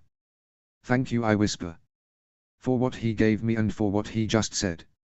I think he understands that. The gun is special, though, even if I must admit I didn't spend as much time on it as was envisaged. He says it recognizes your voice. Only yours. Can I try this thing out? Olive interrupts, soundly as gleeful as a little child on its birthday. I look up to find her holding an axe, polished, elegant and simply stunning. A target range has already been prepared for us. The gun, which is surprisingly light and a perfect size for my small hands, unlike the things they gave me in training, indeed reacts to my voice. It understands me, almost. Aiming hardly seems difficult and there's next to no recoil. I can shoot with accuracy over 100 yards. Olive's axe, too, responds to voice commands. I assume they'll issue a gun for combat nonetheless, BT tells her, but I made it long range all the same. You have to pick a word to switch modes, whatever you please. Then, when you say it, the chambers inside the blade will release certain components so they can mix. When a force now meets the blade, it'll explode. What you have to do is motion as if you mean to throw the axe, but not release the handle. The blade will come loose and, voila. Clover, Olive says immediately to activate it. I'll use Clover. Can I try it now? The following display makes me really glad that we have BT on our side. I'm in a good mood after the training session, feeling like we're actually going somewhere with this. Olive is close to ecstatic, carrying her new weapon along with a casual normalcy I'm sure I'll never achieve. Any weapon feels like a foreign body to me. Gale is in a sort of horrified awe at his bow, as far as I can tell. He's to accompany us so he can be in the propos too, as per my request. We've barely made it back to my prep team, though, when Boggs strides into the room, giving us a polite nod. Soldiers, you're needed in command. By the time we reach command, there's already another interview on screen. I recognize the victor immediately. After all, Liz was Rue's mentor. I clearly remember the effort the peacekeepers went to keep us apart on my victory tower, and the hurried exchange we managed non-Thelos. But her niece was taken by the capital alongside my sister when the arena was destroyed, so I have no doubt for whom she'll speak now. Whatever she says, she's just trying to keep Tia alive, Chaff says brusquely just as we enter. I cross over to him and sit down in the chair beside his. We exchange strained smiles before fixing our eyes on our fellow victor on the screen. Not to mention her 3 boys. So, tell us about your game, Caesar prompts, settled into his chair as if chatting to a friend. Of course they'd pick up that subject. They must have realized by now what a mistake it was to let Katniss speak about the games the way she did. She painted them as the horror that they truly are. They surely will sway no rebels with whatever they are making Liz say, but they must also keep their own citizens in check. I really want to know what happened to make them realize that. Liz goes along with Caesar's light tone. Well, the games are hard to understand if you haven't experienced them firsthand. They're this thing that's always present when you're young, you know, looming ahead of you. And then you hear your name, and for a moment your world stands still. There's only one thought left in you, in your every breath, your every heartbeat. Fight. Because you're going to. Fight to survive, to spare your family the grief, because you're afraid. There's plenty of reasons you fight. What it boils down to is this: you fight to win. She breaks off, shakes her head with a laugh, as if she said something stupid. Of course most people would say that's obvious, I suppose. Why else would you fight? But it's the root of the matter. Every victor will tell you that they fought to win, if they are being honest. Because there's a certain mentality you have to win the games, to survive everything the arena can throw at you. If you have anything but winning on your mind, you won't. That's why no one decent ever wins the games, Chaff mumbles next to me. I find I can't quite disagree. On and on the interview goes, painting the games almost as something we choose, that only the strongest survive, the absurd honor the capital thinks it is without using any of those words. We need to answer that, Plutarch say once it's over. Back to the studio, I'd say. I frown, getting up to do as he says, but then change my mind. Look, we need to set it up the way Snow did. An interview. Can we broadcast in the capital? All eyes turn to BT at this. The victor from 3 nods. Most of their systems are down. One of our contacts in the capital decided to go through with a plan we'd been working on. Well, we haven't heard from him since, but it appears it must have worked. I can get onto all channels. For now. What contact? I ask at the same time as Olive says what plan. No matter, Celeste cuts us off. We'd best use what time we have. Primrose, I assume you'll do the interview. Yeah, I say. And if you'd be the interviewer? Or maybe Fulvia? We need them to see a Capitolite on our side. I'd suggest Venia, but I throw Coin a quick look. The state she's in, well, wouldn't help the cause. The ex-game maker agrees to do it, and with that we're off to get everything ready as fast as possible. I hurry up to my compartment and get a simple, yet elegant sweater Cinna made for me that I got on my trip to 12. This interview, while broadcasted to all districts as well, is mainly aimed at the capital citizens. To keep their underground groups going and may get more people to join. And one thing that always applies in the capital is to dress to impress. Live broadcast, Plutarch tells me as I return to set. I only nod and move to the set stage. It's an imitation of Caesar's, but with 13's typical military style. I sit opposite from Celeste and BT counts us down from 10. Primrose she greets, and for an instance, I'm transported back to my very first interview, pre-games, when I was not sure I'd live for more than another day. Yet here I am. I smile back at Celeste. Would you tell us about your experience in the games? I nod, taking in a deep breath to steel myself. Yes, of course. But, to understand this, I'll have to start before the games. Before the reaping even. Is it alright if I ask you a question? Celeste nods, not showing whether that startled her. Good. Thank you. When you were 12, what did you want to be? A designer, I think, she replies with a small laugh, or maybe an escort. It seemed quite glamorous. Well, when I was 12, there was only one thing I wanted to be, I say. 19. That's all I dreamed of. 19 and out of the reapings for good. Because even before the games, before anything to do with them, they already control your life. I was a sister, a daughter, a friend. I never thought past that, imagined a future.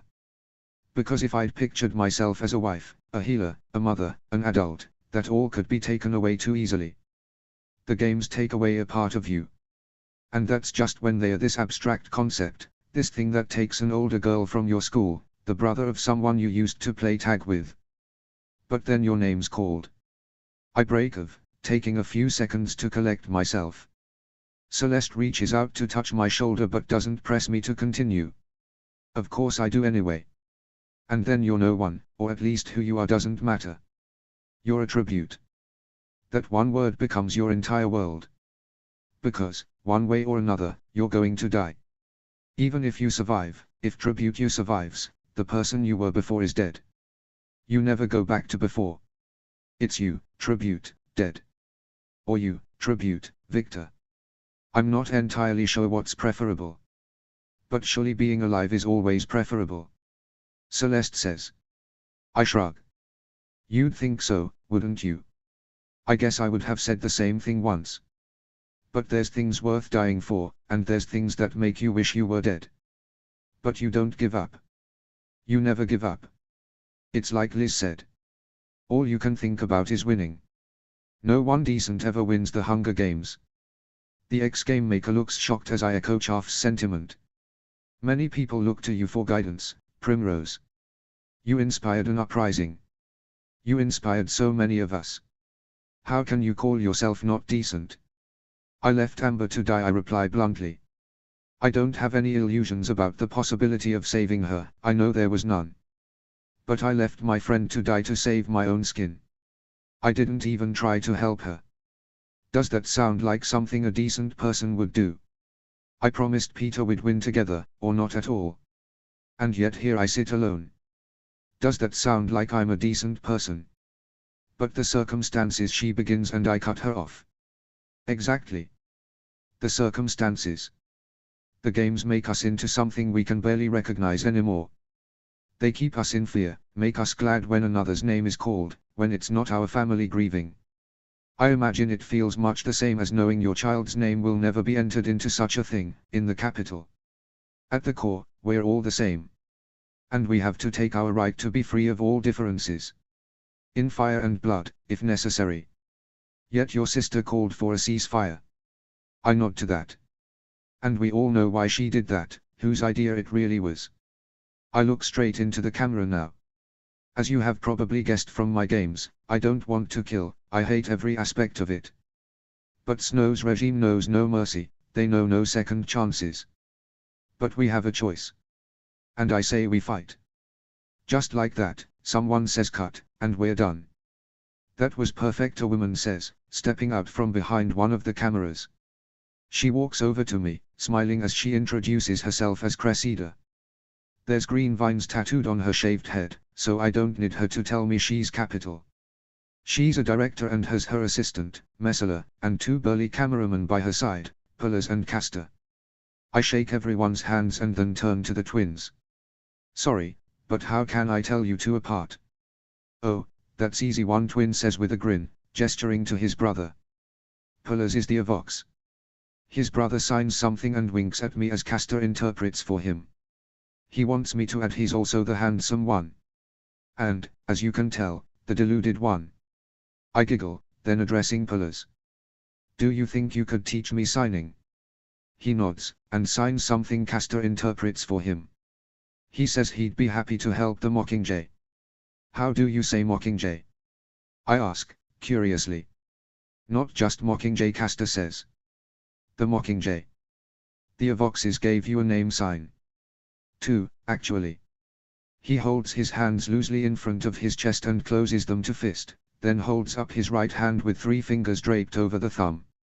That's the Mockingjay.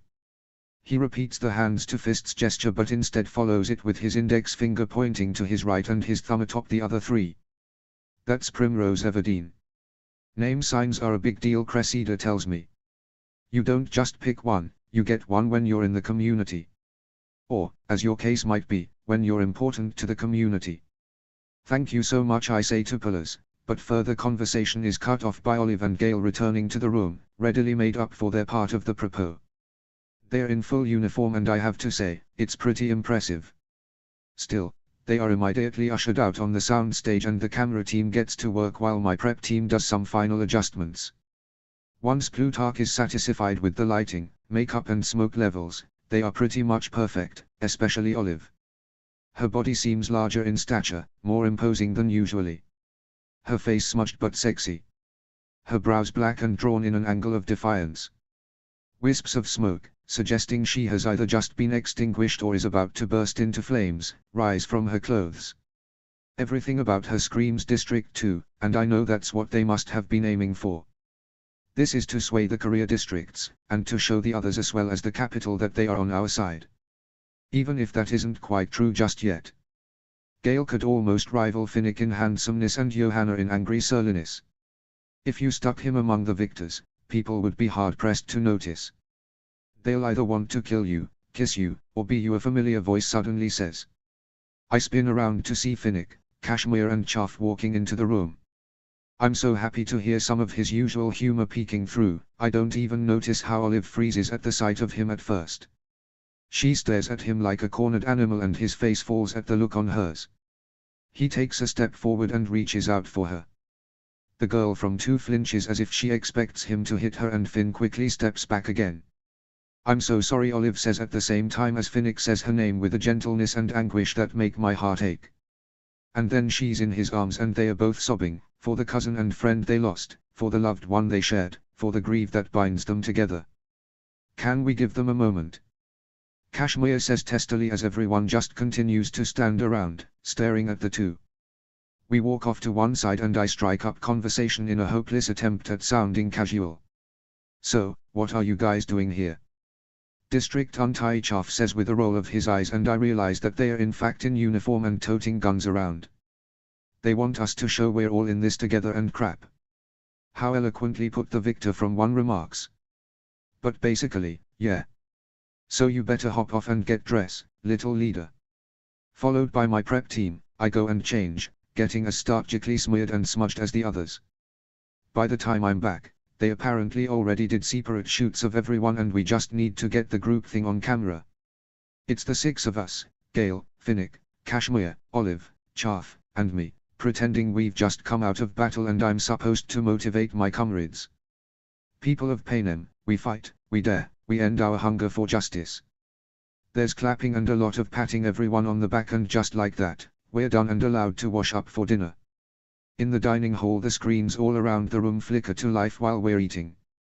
The Capital program keeps getting interrupted by our videos, by pieces of my interview replaying, by the victors, by Olive and Gail, by all of us standing united and me saying that line. Then there's footage upon footage of Olive again, in the arena and the Capitol, sound taken from her pre-games interview acting as a voiceover. I'm going to walk out of that arena alive, though. You'll see, it'll be a blast. Then there's the arena exploding and Olive standing in burning rubble, so realistic I almost forget I just saw her in the studio and that it's all just computer made. Her axe in hand, her eyes gleaming and a smirk on her face, she winks at the camera. Told you so. The Prupo go down well in 13, with people congratulating both me and Olive on them, apparently forgetting that they viewed us almost as traitors not 24 hours ago for bringing our own demands into this all. Either way, I'm glad for the subtle hostility disappearing. Not that I'll forget about it. All of 13 feels like just another arena to me. Coin is no more forgiving than snow, and at some point, I will either have to cave in about something or push her too far, and I don't plan on caving. For now, I push such dark thoughts away, looking over my schedule for the day. Breakfast, command, training, sadly actual training, not outdoor time, lunch, school, hospital duty, dinner, reflection, command. Nothing new there. Mum's already gone by the time I get up, as she almost always is, so I make my way to breakfast with Olive alone. I've barely set down my tray when I see Haymitch enter the hall. I run up to him and fling my arms around him immediately. Since we arrived in 13, I was only allowed to see him once, which took a whole lot of haggling, yelling and shameless begging on my part, as he was kept in isolation. I step back to take a proper look at him and almost gasp in shock. He looks like death warmed over, dark rings under his eyes, sunken in cheeks, a yellow tinge to his skin and a harried look in his eyes. He tries to smile, but it comes across as more of a grimace. That bad, huh? No, I lie, very unconvincingly. Just didn't know you'd get out, is all. Now he actually manages a small grin. You really can't lie for shit, kiddo. Fine, you look like crap. Better. I say. He shakes his head. Nah. And watch your language, or I'll have trinket on my case for corrupting you. I freeze and don't know what to say. Surely he must know she never made it out. I'm saved from answering by Chaff, who looks half annoyed, half relieved when he spots Haymitch. I told you to wait up. I catch his eye and he slowly, sadly shakes his head before steering Haymitch off towards the food line. I scoff my food down in record time and run to Mum's medical unit before my time slot is up. Did you see Haymitch? I burst out without preamble as soon as I find my mother. She bites her lip and doesn't look at me right away, which already tells me everything I need to know. Then she sighs and apparently decides it's best to tell me. He's in bad shape. Alcohol withdrawal affects everyone differently. You've seen Chaff, he's basically fine. Haymitch, well, apart from all the physiological symptoms, he also has some psychic issues. Like what? I press. Sweetheart, she starts, but I cut her off. Like what, Mum? Again, she sighs. Confusion, disorientation, visual and auditory hallucinations. He has difficulty processing and retaining information. And she lowers her voice, as if afraid someone might be spying on us. Whatever they are giving him to calm him down is just making it worse and worse. So they messed him up completely, I say. Mum strokes my hair with a sad look on her face. Nothing's that simple, my love. He needs some time, that's all. He can't die, I say. I angrily blink against the tears pooling in my eyes but give up as my mother pulls me into her arms. Mummy, he can't die. I know, she whispers, I know, it'll be okay. I won't let him die, you hear me? I already requested he be put under my care this morning. I'll make it okay, Prim, I promise. It's so much like what I told Octavia that I can't help but wonder if Mum believes it as little as I did my own words. But I have to hope she can do what she's promising, because I can't go on if I don't hope anymore. Hope is the one thing I can't, I won't let anyone take away from me. So I wriggle out of my mother's embrace and press a kiss to her cheek. Thank you, Mum.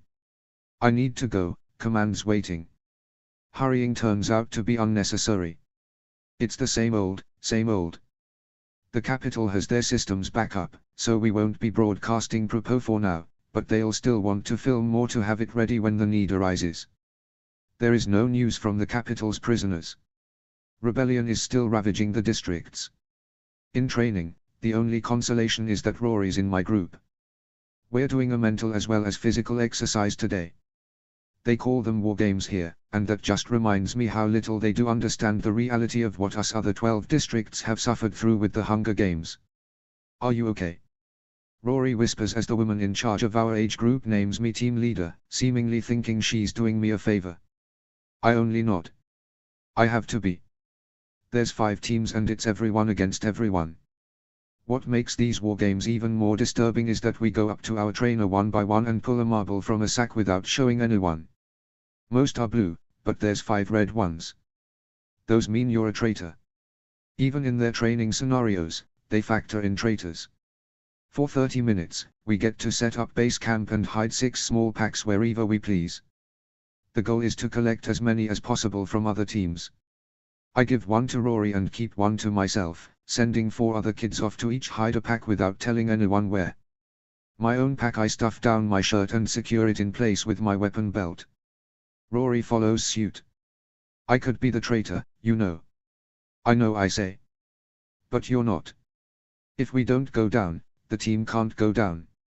Let them do their worst. And they do. There's rules upon rules, but it's still absolutely insane. More than half the kids are dead before even a fraction of the allotted time is over. They are not allowed to move from the battlefield and just have to lay there, in a perverse caricature of those actually fallen. A dark-skinned girl about my height sinks to the ground, attacked by the deemed traitor of her group, and I freeze in my tracks. Rory, always right next to me, grabs my hand. Not real, Prim, it's not her. That's Layla. Layla, I repeat, and tear my gaze away from the girl. That's Layla. We navigate our way through the battlefield, scouring for packs from other teams. Soon, there's only a handful of children standing, all in various degrees of dishevelment. My shirt has become untucked and I pull the pack out to secure it again when a boy sees and flings himself at me. Rory's between us in the blink of an eye and then the trainer declares them both mortally wounded, counting first the other boy and then Rory into their death. Rory pulls out both his pack and 1 from the other boy's pocket and throws them to me before keeling over so overly dramatically I know it's completely for my benefit. Last one with own packs, the trainer says, pointing at me. Game over, green team wins. I drop the packs and pull Rory up from the ground, hugging him tightly. If we are ever in real combat and you sacrifice yourself for me, I swear to everything, I'll fucking kill you. Laughing, he presses a kiss to my forehead. Understood, Captain. The training has absolutely drained me, mentally more than physically, and the little good that lunch did me was gone halfway through my class on mutations and crossbreeding of animals. So by the time I report for hospital duty, I'm basically dead on my feet. But I force on a smile for my patients anyway, especially once I see Glamour's come in for a checkup. She's waiting all by herself and looks like a lost little puppy. In that moment, it's hard to believe that she's a trained courier. Hey, Glamour, I greet her gently. How are you feeling? She shrugs and gives me a timid smile. Okay, I guess. A bit nervous. It's scary being here, knowing hardly anyone, I say, knowing what she meant without her having to say so. I feel the same way, and I have friends here. Even though I haven't seen Livia and Estelle in days, now that I think about it. I frown at the thought but quickly remind myself to focus on the girl in front of me. Demi was going to come, but she has work, Glamour tells me, and Kashmir has some command stuff or whatever going on. I raise my eyebrows at that, filing the information away for later. Meetings that exclude me and that I haven't even heard of. I'll have to get on to that. So, you and Demeter get along okay? The blonde lights up at that. Yeah, she's great. And being a real sport, seeing as we, you know, tried to kill her and all. Still speaking in the career collective, I note, though I'm not sure she realizes she's doing it. That's great. Think you can manage that at some point? Be around Olive, I mean. I guess Glamour stammers out. I mean, I saw your interview. And you're right, it's not really you in the arena, so if I accept that for myself, I guess it wasn't really Olive either.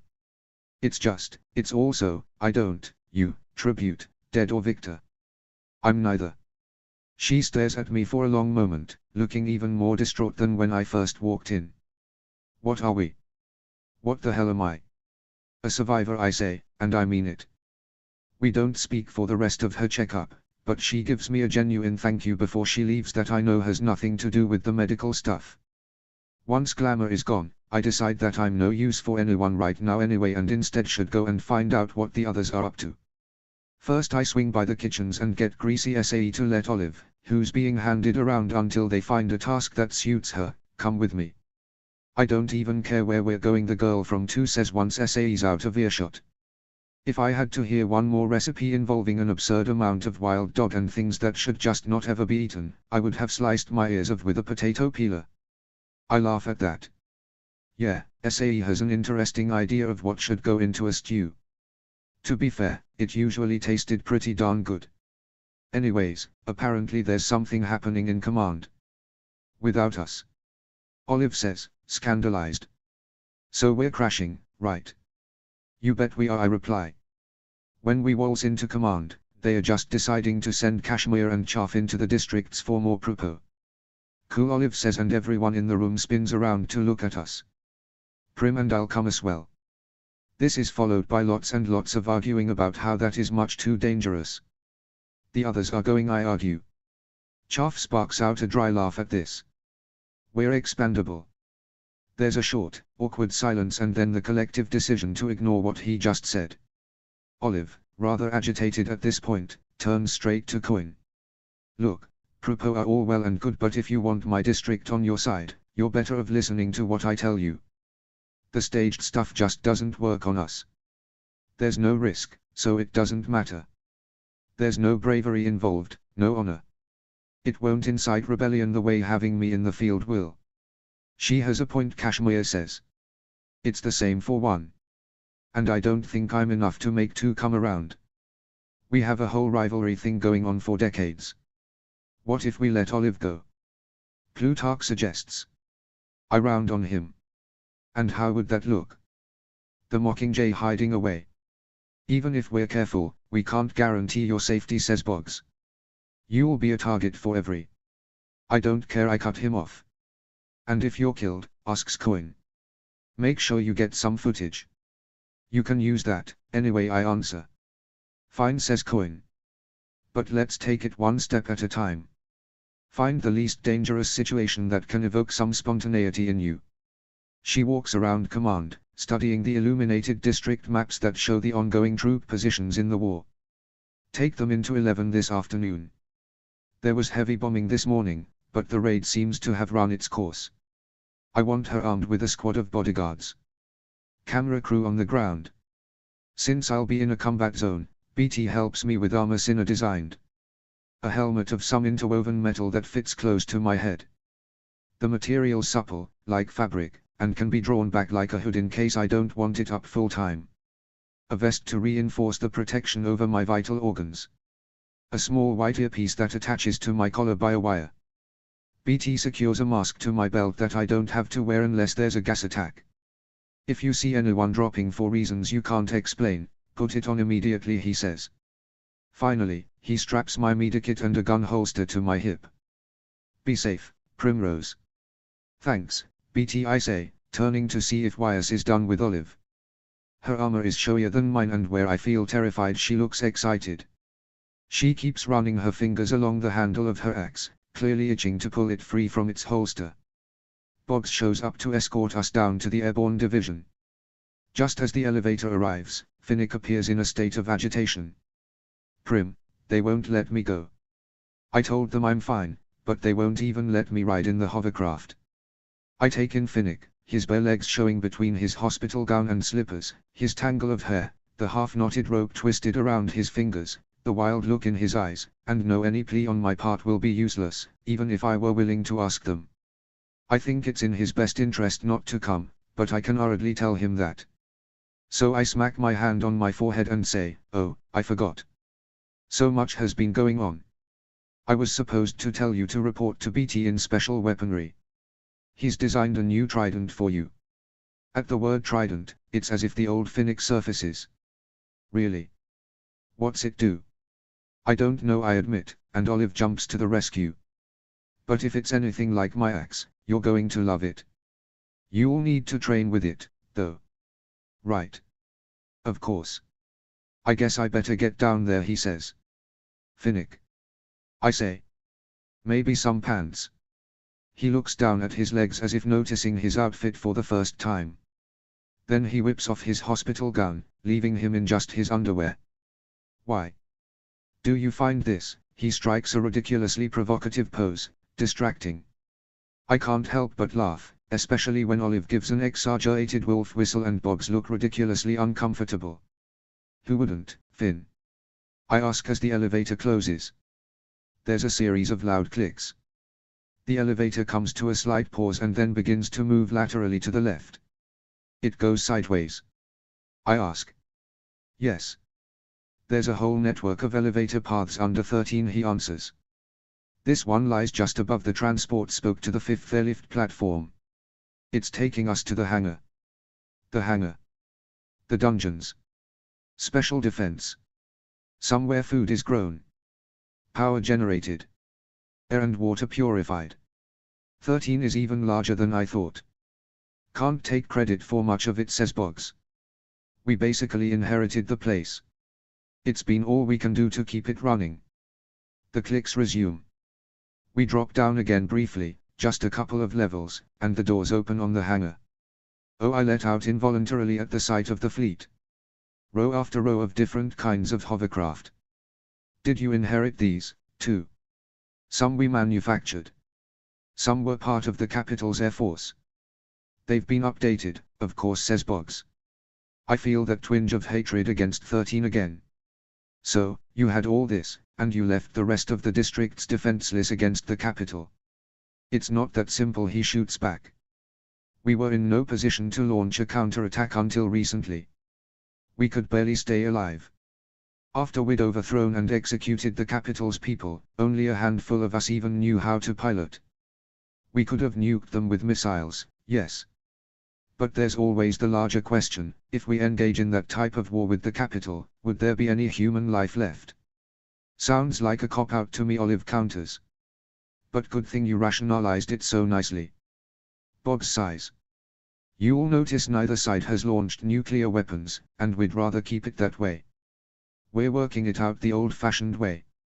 Over here, Soldier Everdeen, Soldier Kentwell. He indicates one of the smaller hovercraft.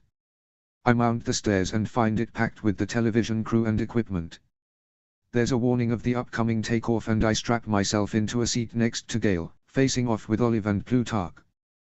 We glide through a maze of tunnels that opens out onto a platform. Some sort of elevator device lifts the craft slowly up through the levels. All at once we're outside in a large field surrounded by woods, then we rise off the platform and become wrapped in clouds. Now that the flurry of activity leading up to this mission is over, I realize I have no idea what I'm facing on this trip to District 11 and that I'm horribly unprepared. The next thing that springs into my head is that all of this was so hurried, I didn't even think to tell Mum I'm gone. Or Rory. Telling Coin to keep the cameras rolling if I were to die suddenly seems a much worse idea. So what exactly is the plan? Olive asks. Plutarch takes a look at his clipboard, even though I'm sure he must know the answer by heart. We are bringing in supplies for the wounded, as well as what weaponry we can spare for the rebels. We'll get footage of you with as many people as possible, which hopefully will also inspire them to keep fighting. Can we look for Rue's family? I ask, not really caring much about his rationalizing how useless we essentially are. Boggs answers before the ex-game maker can. That is a risk we cannot take. I want to protest, but he holds up a hand to cut me off. For both you and the family. Make no mistake, Snow will be following our movements as closely as he can manage. We aren't certain of the capital's capabilities at this moment, they might well be able to track us. Do you want to give away the family's location? I quickly shake my head. I hadn't even thought of that. It doesn't take us long to reach the district. The hovercraft makes a quick, spiral descent onto a wide road on the outskirts of 11. Almost immediately, the door opens, the stairs slide into place, and we're spit out onto the asphalt. The moment the last person disembarks, the equipment retracts. Then the craft lifts off and vanishes. I'm left with a bodyguard made up of Gale, Boggs, and 2 other soldiers, and of course Olive. On top of that, there's Cressida's team. Boggs hustles us off the road toward a row of warehouses as a second hovercraft comes in for a landing. This one brings chaff and cashmere, and also crates of medical supplies and a crew of 6 medics, I can tell by their distinctive white outfits. I assume they are also carrying the weapons Plutarch mentioned, but I can't be sure. We all follow Boggs down an alley that runs between 2 dull grey warehouses. Only the occasional access ladder to the roof interrupts the scarred metal walls. When we emerge onto the street, it's like we've entered another world. The wounded from this morning's bombing are being brought in. On homemade stretchers, in wheelbarrows, on carts, slung across shoulders, and clenched tight in arms. Bleeding, limbless, unconscious. Propelled by desperate people to a warehouse with a sloppily painted H above the doorway. It's a scene from my old kitchen, where my mother treated the dying, multiplied by 10, by 50, by 100. I had expected bombed out buildings and instead find myself confronted with broken human bodies. My hands immediately shoot for my medikit, fingers itching to do something, to help. Chaff suddenly starts walking faster, almost running, to reach the young man overseeing and directing the incoming patients. They embrace tightly, and when we reach them, Chaff introduces his nephew Micah. "You think this is a good idea," says Gale, frowning at the hospital. "Assembling your wounded like this?" "I don't. Any sort of contagious disease would spread through this place like wildfire. And it's a much too obvious a target. Don't see that we have much of an alternative," Micah replies. "We're living on a wish and a prayer here, anyways." He leads us through the first door and then there's a second, guarded by a man of about Haymitch's age and a woman, girl, who can't be older than Gale. She's wearing remnants of a peacekeeper uniform that has Mockingjay smeared on it over and over. First, I think she must have taken it off a peacekeeper, but then I see the way her bright grey eyes light up at the sight of Olive. The girl raises her right hand, balled into a fist, and knocks it against her chest twice, right over the heart. Olive answers her with the same gesture. "Someone from home?" "What's your name?" "Argenta," the girl supplies readily, beaming at Olive. "I defected the moment you left the cornucopia with Everdeen. Almost half the peacekeepers stationed here joined us," Micah tells me proudly. "The capital wouldn't stand a chance in a fair fight. No one needs to point out that this isn't one." Instead, Boggs motions for us to go further.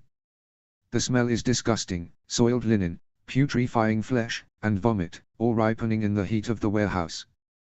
They've propped open skylights that crisscross the high metal roof, but any air that's managing to get in can't make a dent in the fog below. The thin shafts of sunlight provide the only illumination, and as my eyes adjust, I can make out row upon row of wounded, in cots, on pallets, on the floor because there are so many to claim the space. The drone of black flies, the moaning of people in pain, and the sobs of their attending loved ones have combined into a wrenching chorus. We have no real hospitals in the districts. We die at home, which at the moment seems a far desirable alternative to what lies in front of me. Then I remember that many of these people probably lost their homes in the bombings. I take a few steps into the room, moving among the patients and then crouch down next to one arbitrarily. It's a boy my age who's holding a little girl, probably his sister. His eyes are fixed on my face as if he can't quite believe he's actually seeing me. I check the bandages on his neck and shoulders, tell him how brave he's being, pet the little girl's hair, all the while aware that he still hasn't uttered a word. Olive pulls a small bag from the satchel by her hip and hands both the boy and the girl a small, red object. I recognize greasy SAE's strawberry drops, and realize the two of them must have conspired to bring a little happiness into the districts. "What, are you going to have me whipped now?" Olive hisses at Boggs, who has his eyebrows raised at what he must qualify as stealing food. Then she moves away from us, trailed by pullers, Chaff taking it as a cue to do the same. I smile at the boy in front of me. "You can eat it, you know. They are very good." He pops the treat into his mouth and then, finally, says something. "My name." So reverently it might be a spell, or a prayer. You're really here, he breathes. You're Raoul, aren't you? It's actually you.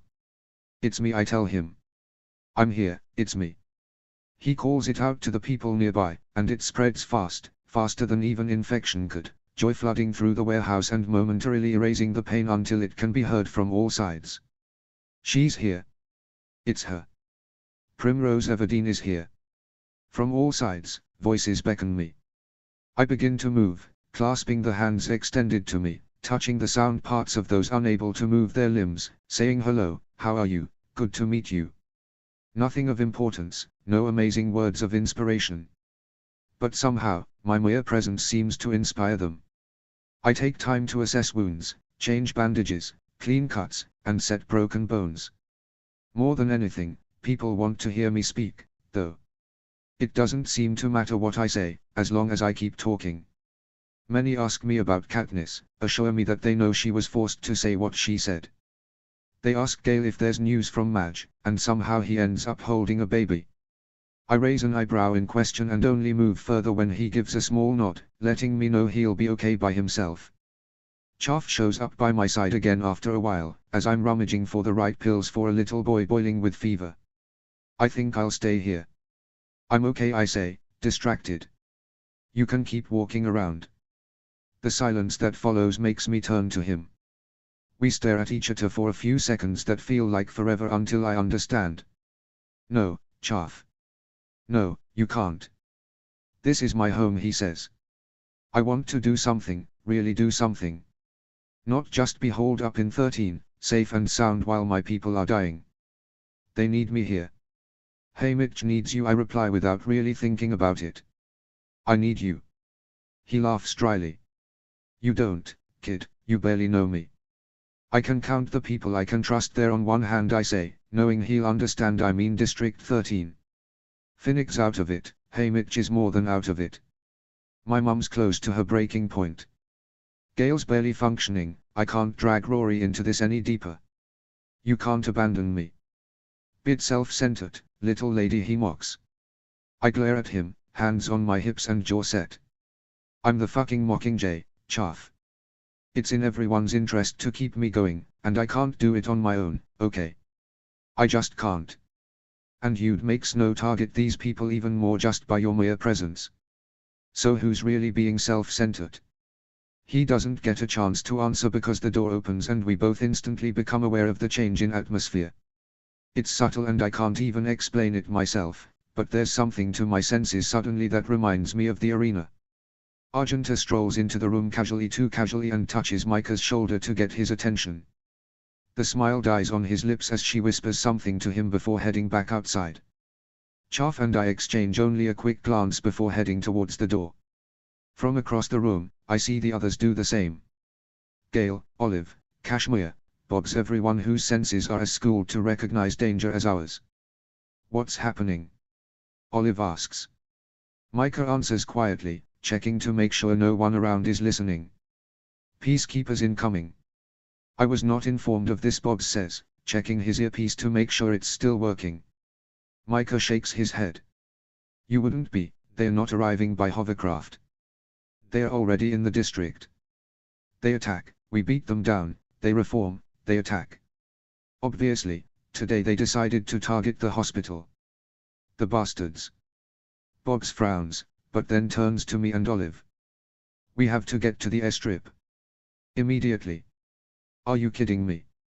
Olive spits. We're not leaving. We'll fight. The commander looks like he wants to argue, but with a glance at everyone's faces, he apparently realizes it would be futile anyways. He sighs and turns to his soldiers. Tinko, you don't let Soldier Cantwell leave your sight. I'll cover Soldier Everdeen. And you stick with the camera team, Pep. The soldiers accept the orders with quick salutes and then we all go outside. 11's forces are already assembling, Argenta giving commands in an assertive, certain tone far beyond her years. Olive waits for her to be done with her orders, then walks straight up to her. She places her fist over her heart, their district's equivalence of a salute. At your service, commanding officer. I quickly copy the gesture, squaring my shoulders in hopes of looking at least slightly taller. Argenta is quick to assign us and our team positions. A boy who can hardly be my age comes racing up towards us, gasping for breath as he comes to a halt in front of Argenta. There's almost twice as many as we thought. Heavily armed, all of them. The girl from 2 spits out a string of curses. The bastards did it. They must have brought in reinforcements during the bombing. She thinks for a moment and then nods to herself. All right, everyone. Formation 7, Scenario Alpha 3. We have to keep them from the wounded at all costs. We're taking up our positions when Plutika's voice comes through my headset. Primrose. You have to get to the evacuation point right now. We can't wait much longer. Then don't I say? You're quite good at leaving people behind, remember? With that, I take off the headset and stuff it into my pocket. I don't want to hear whatever he has to say right now. Flanked by Boggs and Gale, I wait. I'm at the back of the force, basically the safest I can be, but I didn't argue with Argenta. I'd probably only be a liability in the front lines. When the enemy force rounds the corner, my heart almost stops. There's so many, perfectly armored and armed. Slowly, I put the headset back on and make sure my gun's safety is off. Soldier Everdeen, do not leave my side, Boggs tells me, eyes fixed on the advancing forces. Without looking away myself, I take a step closer to him. I'm not planning to. I swear. And it is quite honestly the last thing on my mind.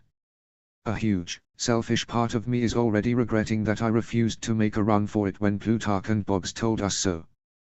But now I am here, and I won't go down without a fight. Gale pulls up my hood, apparently noticing I'm too transfixed by what's coming to do it myself. Prim, if you want to go back into the hospital, no one would blame you. I'd feel better if you would. I'd blame me, I say. And we can't let them get in there, Gale. We can't. The enemy peacekeepers are moving in as if one being and stop right in front of our forces, taking aim. Argenta steps forward, raising her hand to let her own troops know to hold fire. Not that we have that many weapons, anyways. Her voice rings out clearly, even all the way back here. Brothers, sisters, you do not need to do this. We will accept your surrender. It seems to be an offer she makes them every time, as far as I can tell. Their head peacekeeper barks out an unamused laugh, foolishly pushing up his visor to sneer at her. What do you take us for, little girl? Peacekeepers? Sir, yes, sir, they shout in unison. What is our purpose? To protect the capital and its assets, sir. And if we die while fulfilling that purpose? No higher honor, sir. All right, Argenta drawls out, raising her gun. Can't say I didn't offer. The man's head explodes into a red mess and then, all hell breaks loose. The enemy leaves formation as an explosion to their left scatters them apart and our people move forward. Divide and conquer, Argenta said. I can't help but feel like they are placing themselves in between a rock and a hard place instead. Everything's happening so fast. 11's people have the home territory, a real reason to fight, but the peacekeepers have training and superior weapons. Suddenly, I'm slammed to the ground. I'm dizzy and confused for a few seconds, but then I realize Boggs is on top of me, shielding me with his body. Where there was a stone wall mere moments ago, there is now a gaping hole, flames licking behind it and people screaming. I scramble to my feet and run into the hospital as soon as Boggs lets me get up. We extinguish the flames as best we can and help move people further into the hospital, away from the fighting, but then there's the first peacekeepers who made it through our defenses. Boggs gives me one look, weighing duty against compassion, then curses and throws himself into the fight, pushing the peacekeepers out again. I grab a young woman by the arm as she's passing me by, a ragged piece of cloth on her arm marking her as a nurse. Take this, I say, pulling a few things from my medikit and shoving them into her hands. I have to find Gale. If I come back without him, if something were to happen to him, I can't even finish the thought. Pullers janks me back as I'm almost out of the hospital again, eyes wide and shaking his head. I wriggle out of his grasp. I have to. Unsurprisingly, he follows me out. I've watched too many of my friends die already, uselessly standing by. No more. I run into the battlefield, trying to find him. Something hits me in the side and I double over, wheezing, but whatever it was didn't penetrate the vest. It still hurts like hell. Pullers pulls me up again, signaling that we have to keep moving. I spot Messala before I see Gale. Cressida's assistant was stationed with him, like Pullers with me and Cressida herself with Olive, while Castor is supposed to get as much of the battle as he can. They're all absolutely insane for keeping the cameras rolling. Gale's on a block of cement with shackles on it. I don't even want to think about what that was used for, picking off peacekeeper after peacekeeper with his bow, sometimes a whole group with one of the explosive arrows. His eyes are wide and frantic, his lips moving constantly. Only once I've climbed up the block and kneel next to him can I make out the words, the same ones over and over. It's just hunting, it's just hunting, it's just hunting. Then, suddenly, Pullers jumps over the edge, racing headlong into the chaos. I try to follow his gaze with my own and then I see what set him off.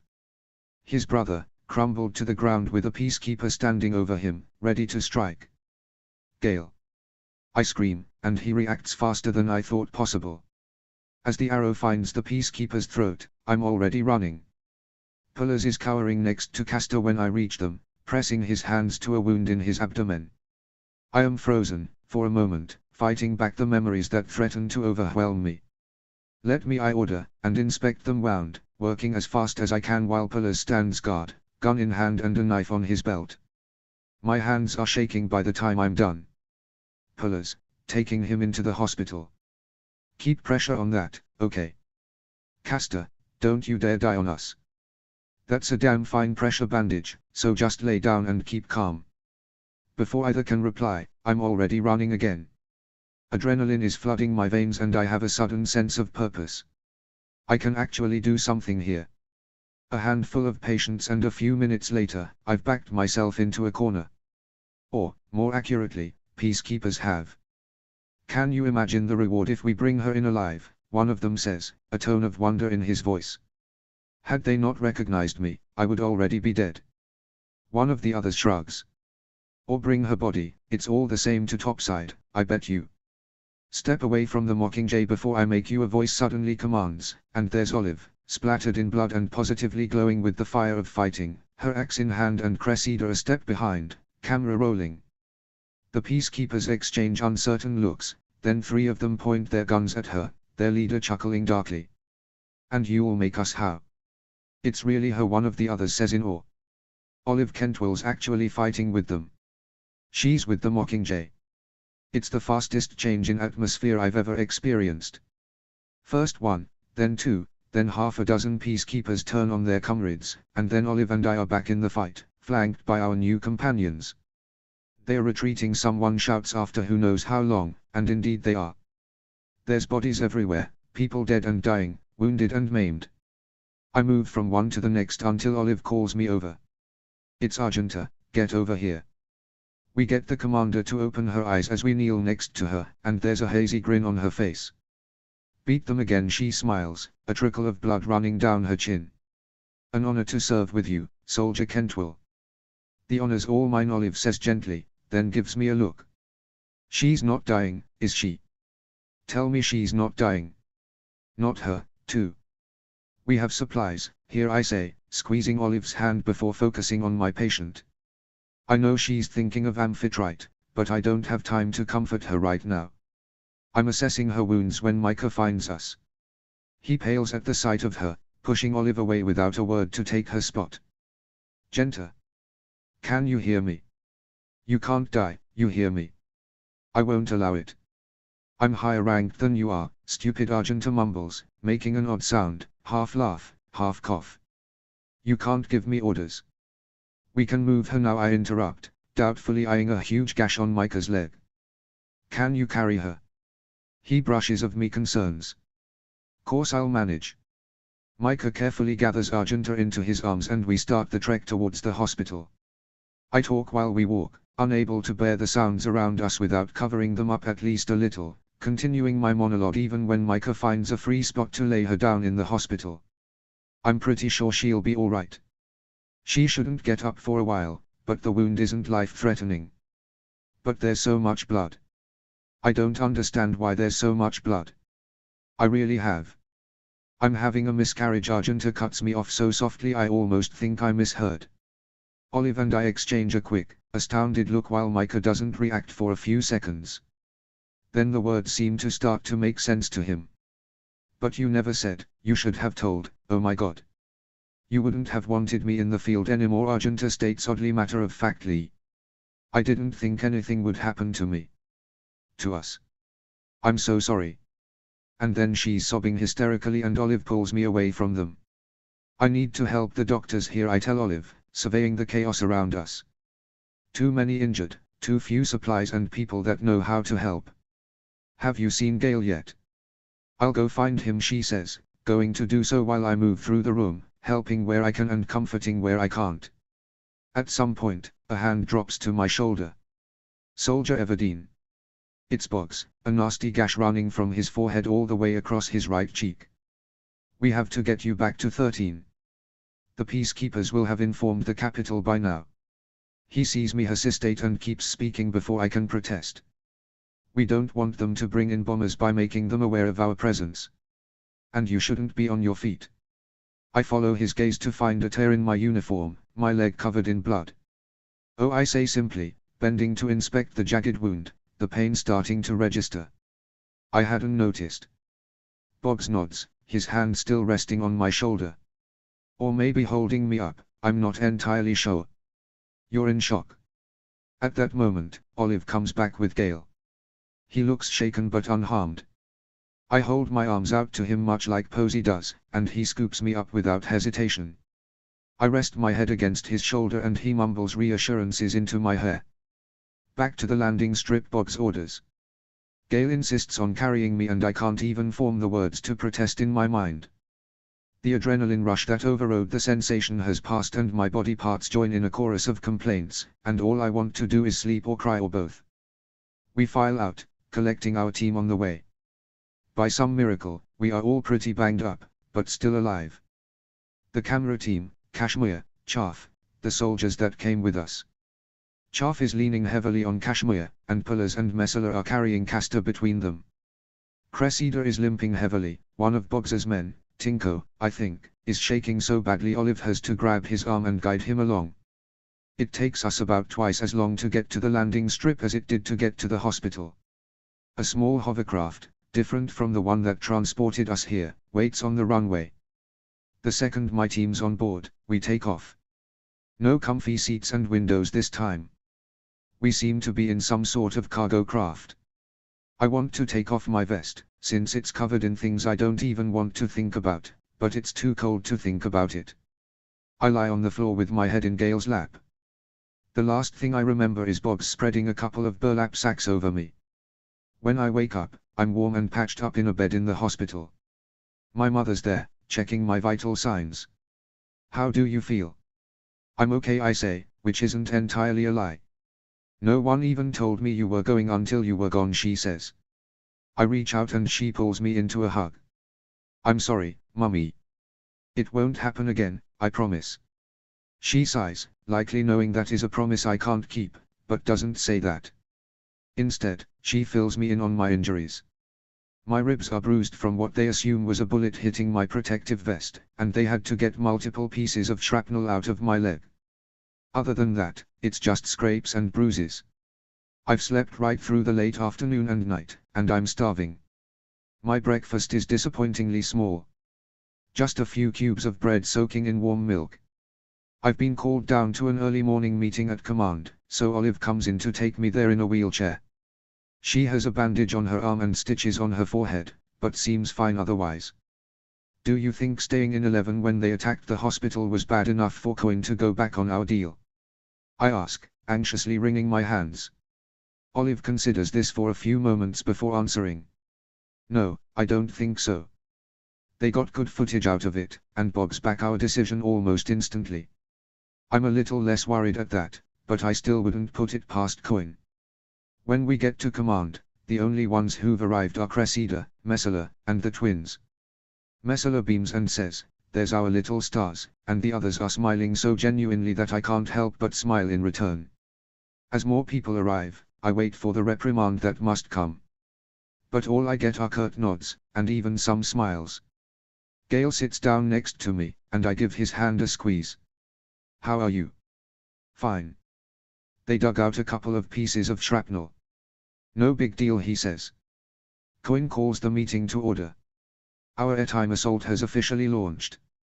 For any of you who missed yesterday's 2000 broadcast of our first propos, or the 17 reruns BT has managed to air since, we will begin by replaying it. Replaying it. So they not only got usable footage, they've already slapped together a propos and aired it repeatedly.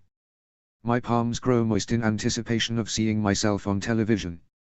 Individual screens slide up from the table, the lights dim slightly, and a hush falls over the room. At first, my screen is black. Then a tiny spark flickers in the center. It blossoms, spreads, silently eating up the blackness until the entire frame is ablaze with a fire so real and intense, I imagine I feel the heat emanating from it. The image of my Mockingjay pin emerges, glowing red gold. The deep, resonant voice that haunts my dreams begins to speak. Claudius Temple Smith, the official announcer of the Hunger Games, says, "Primrose Everdeen, the girl who was on fire, burns on." Then there's me, just outside the hospital, waiting for the attack, gun at the ready and looking more determined than I remember feeling. Olive, at the front of the forces, rebel peacekeepers and people of 11, Argenta stepping forward to make her offer. Scenes of the battlefield keep flashing as a voiceover starts. I glance at Olive, and she just gives a small shrug. She must have taped it while I was unconscious and not thought to mention it on our way to command. This is what the Capitol does. They target the injured, the defenseless, the weak. Footage of screaming children as the peacekeepers made it into the hospital, then our people forcing them back out. They have been keeping us down for so long. Starving us, killing us. Dividing us. But no more.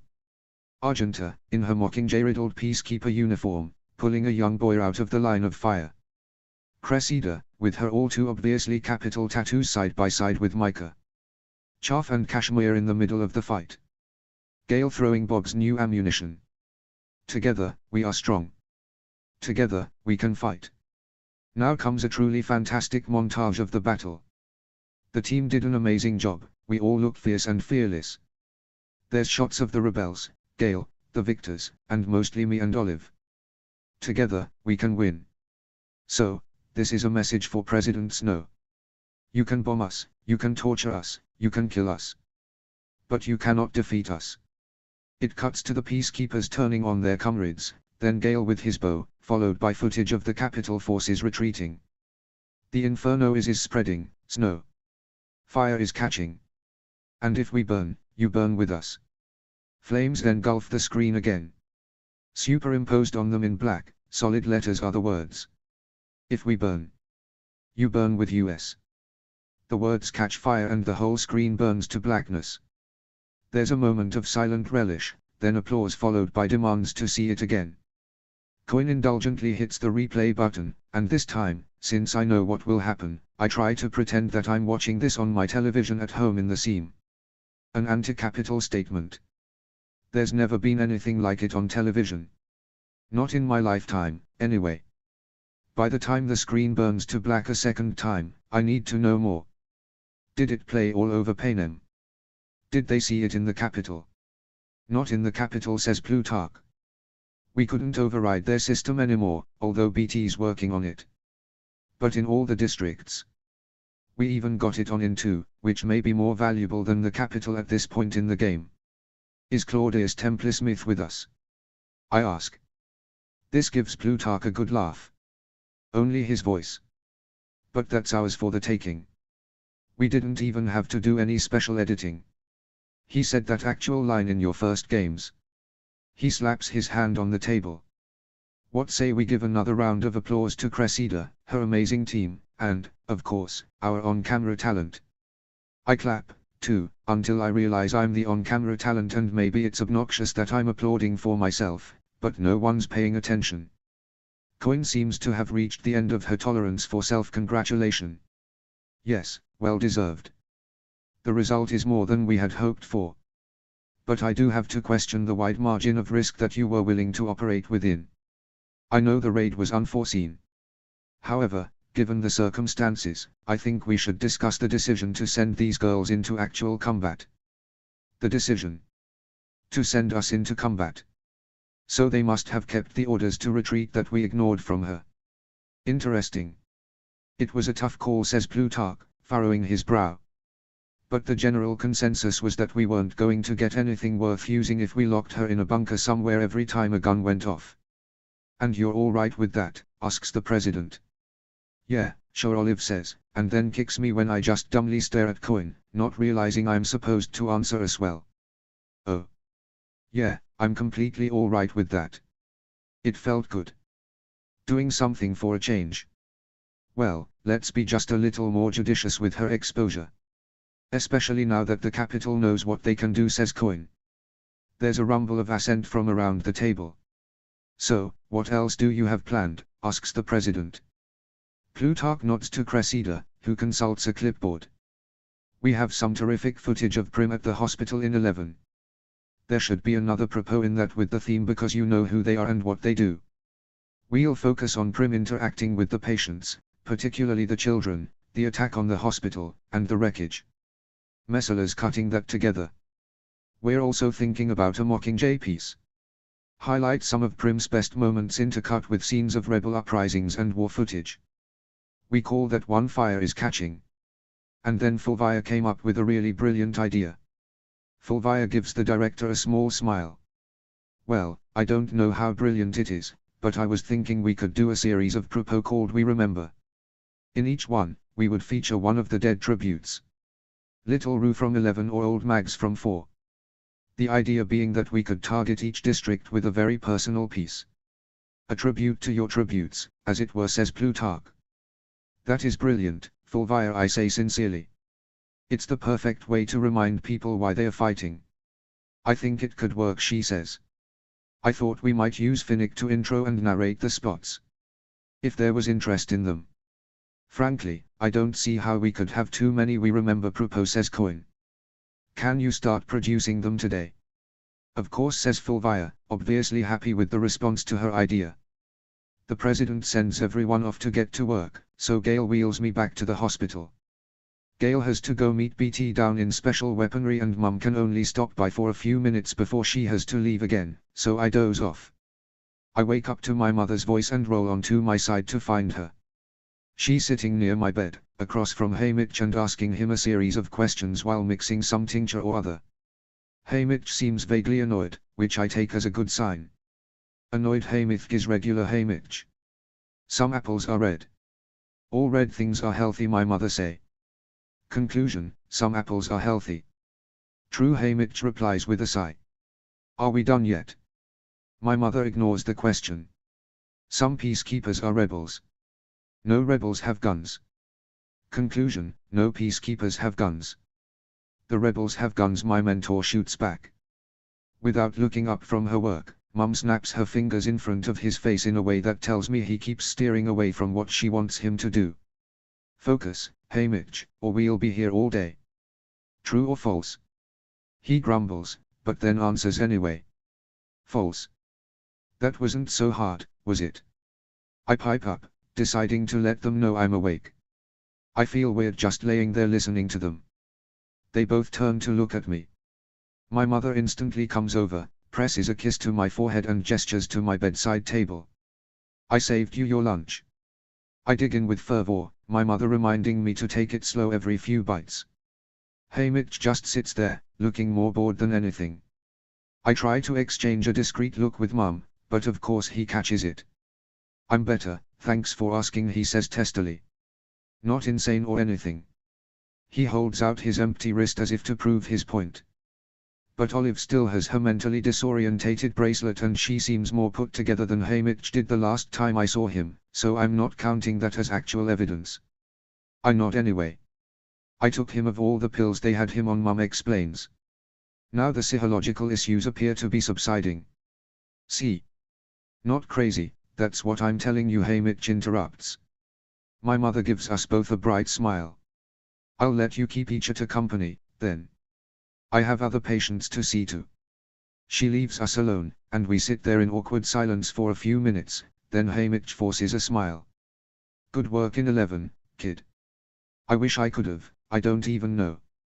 But I'll be less useless from now on, I promise. Good, glad we cleared that up I say, because I know arguing that he's ill would be pointless. I offer him a piece of my bread roll soaked in gravy and he accepts. Switch the TV on, hey Mitch, will you? Messala's putting a piece together and I don't want to miss it. We have the TV on as background noise for a while, until the capital seal suddenly flickers across the screen. Instantly, we both fall silent, staring, absolutely transfixed. Caesar Flickerman is on screen and I already know who his guest will be. Katniss's physical transformation is like a punch to the guts. The healthy, clear-eyed girl I saw a few days ago has lost at least 15 pounds and developed a nervous tremor in her hands, raising the every so often to bite at her nails. They've still got her groomed. But underneath the paint that cannot cover the bags under her eyes, or maybe they didn't really try, and the fine clothes that cannot conceal the pain she feels when she moves, is a person badly damaged. My mind reels, trying to make sense of it. I just saw her. It was only a few days ago. How has she deteriorated so rapidly? What could they possibly have done to her in such a short time? Then it hits me. I replay in my mind as much as I can of his first interview with Caesar, searching for anything that would place it in time. There is nothing. They could have taped that interview a day or two after we rescued the others from the arena, then done whatever they wanted to do to her ever since. Oh, Katniss. I whisper. Caesar and Katniss have a few empty exchanges before Caesar asks her about rumors that I'm taping Propo for the districts. They're using her, obviously, says Katniss, to whip up the rebels. I doubt she even really knows what's going on in the war. What's at stake? Is there anything you'd like to tell her, asks Caesar. There is, says Katniss. She looks directly into the camera, right into my eyes. Don't be a fool, Prim. Think for yourself. They've turned you into a weapon that could be instrumental in the destruction of humanity. If you've got any real influence, use it to put the brakes on this thing. Use it to stop the war before it's too late. Ask yourself, do you really trust the people you're working with? Do you really know what's going on? And if you don't, find out. Black screen. Seal of Panem. Show over. Oh, shit, Haymitch says. I'm too shaken to even think anything. It's not long before Celeste, Plutarch and Fulvia come into the room. Plutarch gives me one look and sighs. Ah, so you saw. We're doing damage control as we speak. Messala has his segment almost wrapped up. And luckily, your sister is a horrible actress, no one will really take it seriously. It's obvious she's speaking under duress. That wasn't what I was worried about, but I nod anyway, numbly staring at the screen even though Katniss has long disappeared from it. The rebels aired Messala's because you know who they are and what they do propose as soon after Katniss's interview as they could, and no one seems to think she did too much damage, not when compared to what we did in 11. Even after such a short time span, the effect is incredible. We've given them a new sense of hope, something to rally behind. We're sitting around the table in command, Haymitch finally able to join us well, Plutarch brimming with satisfaction as he shows everyone the before/after effects of the first couple of Propo. The rebels have actually taken District 3 and the number of defecting peacekeepers has sharply risen. Everyone's confident 11 will be in rebel hands before the week is out. Hopeful. Very hopeful indeed, says Plutarch. Fulvia's going to have the first round of We Remember spots ready tonight, so we can target the individual districts with their dead. Finnick's absolutely marvelous. It's painful to watch, actually, says Celeste. He knew so many of them personally. That's what makes it so effective, says Plutarch. Straight from the heart. You're all doing beautifully. We could not be more pleased. Coin only gives that a short nod before proceeding. Now, we want soldiers Everdeen and Hawthorne back in 12, showing the people what Snow's capable of. Haymitch starts to say something, but Coin cuts him off immediately. You do not have clearance to leave this district, Soldier Abernathy. So can I go home, too? Olive asks eagerly. Then she switches back to her casual, bored expression instantly. For Propo, you know. I'm sorry, no. It's just too dangerous, Plutarch says, and he does sound genuinely sorry. We thought you could film some We Remember spots. There's still a lot to do, and some might be better received coming from you. Clove's name hangs heavily between us, unspoken but uncomfortable. Olive just shrugs and mutters her agreeance. Just then, the large screen flickers to life out of its own accord. It's programmed to automatically switch on when there's a mandatory broadcast from the Capitol. BT explains in a low voice as everyone turns to face the screen. Keeping up with what the enemy is doing. The Capitol seal flashes on screen and then gives way to a nondescript wall. My heart immediately hammers against my chest painfully hard. I recognize that wall. Last time I saw it, Sinner and Portia. Oh my God. My sweaty hand finds Haymitch's and he squeezes so tightly it almost hurts. I know we're both thinking the same thing. Not Effie, not Effie, please not Effie.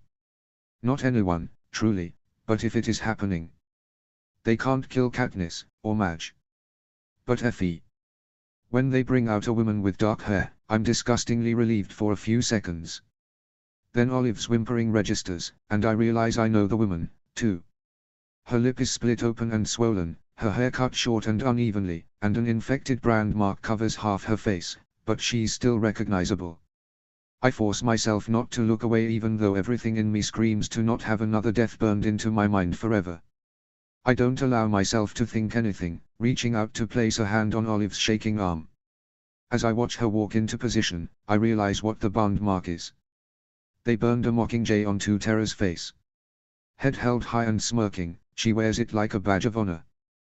They read the list of accusations against her and take position. Tara spits out in their direction, still not showing any indication of fear. Fucks no. And fuck anyone who works for him. The sound of gunfire is loud, but not as deafening as the silence that follows. Then Olive lets out something halfway between a scream and a sob and flees from the room. Cohen has the audacity to look annoyed. Someone find her. Contact medical and have her sedated. We can't have her working herself into a frenzy again. Fuck you, I snap at her and run after Olive.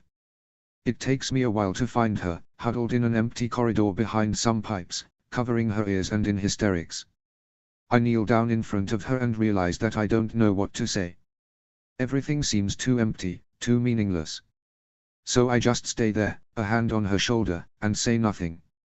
Gale is the next to find us, arriving just in time to place himself between Olive and the advancing medic. You won't go anywhere near her with that needle if you know what's good for you. I'm trying to help, the medic says, already sounding slightly peeved. Orders straight from Cohen apparently aren't checked for whether they even make sense. Plutarch rounds the corner, red in the face from the exertion. Ah, good, you found her. Now, Olive, if you could just go with the medic.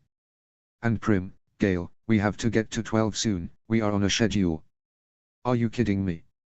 I say, having to raise my voice considerably to be heard over Olive's wailing. We're still doing that. Plutarch looks at me as if I'm an idiot. Well, yes, of course. We don't know for how long we'll still have the opportunity.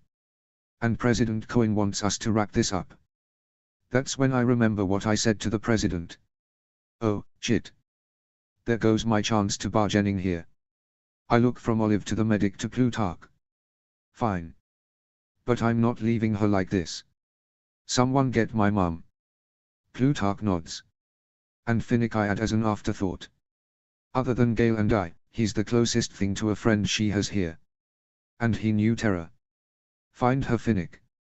I'll wait here. Finnick arrives first, settling down next to me and reaching a hand out to Olive. After a few seconds hesitation, she crawls out from behind the pipes and into his arms. When Mum arrives, I tell her briefly what's going on and then have to leave at Plutarch's insistence. I stand, uncommunicative and stiff, a mannequin, as my prep team dresses me, does my hair, and dabs makeup on my face. Not enough to show, only enough to make me look somewhat put together. No one speaks on the way to 12. Once there, Cressida directs the team to start with me at my old house in the seam. I ask her what she wants me to do. Whatever you feel like, she says. Standing back in my kitchen, I don't feel like doing anything, except maybe crying. In fact, I find myself focusing up at the sky, the only roof left, because too many memories are drowning me. After a while, Cressida says, "That's fine, Prim. Let's move on." Gale doesn't get off so easily at his old address. Cressida films him in silence for a few minutes, but just as he pulls the one remnant of his previous life from the ashes, a twisted metal poker, she starts to question him about his family, his job, life in the seam. She makes him go back to the night of the firebombing and reenact it, starting at his house, working his way down across the meadow and through the woods to the lake. Even after we've left behind the charred stumps near the fence, we're still tripping over decomposing bodies. Do we have to record it for everyone to see? By the time we reach the lake, Gale seems to have lost his ability to speak. Everyone's dripping in sweat, especially Castor and Pullers in their insect shells, and Cressida calls for a break. I scoop up handfuls of water from the lake, wishing I could dive in and surface alone and naked and unobserved. I wander around the perimeter for a while. When I come back around to the little concrete house beside the lake, I pause in the doorway and see Gale propping the crooked poker he salvaged against the wall by the hearth. For a moment I have an image of a lone stranger, sometime far in the future, wandering lost in the wilderness and coming upon this small place of refuge, with the pile of split logs, the hearth, the poker. Wondering how it came to be. Cheese sandwiches are passed around and we eat them in the shade of the trees. I intentionally sit at the far edge of the group, next to Pullers, so I don't have to talk. No one's talking much, really. In the relative quiet, the birds take back the woods. I nudge Pullers with my elbow and point out a small black bird with a crown. It hops to a new branch, momentarily opening its wings, showing off its white patches. Pullers gestures to my pin and raises his eyebrows questioningly. I nod, confirming it's a mockingjay. I hold up one finger to say wait, I'll show you, and whistle a bird call. The mockingjay cocks its head and whistles the call right back at me. Then, to my surprise, Pullers whistles a few notes of his own. The bird answers him immediately. Pullers's face breaks into an expression of delight and he has a series of melodic exchanges with the mockingjay. My guess is it's the first conversation he's had in years.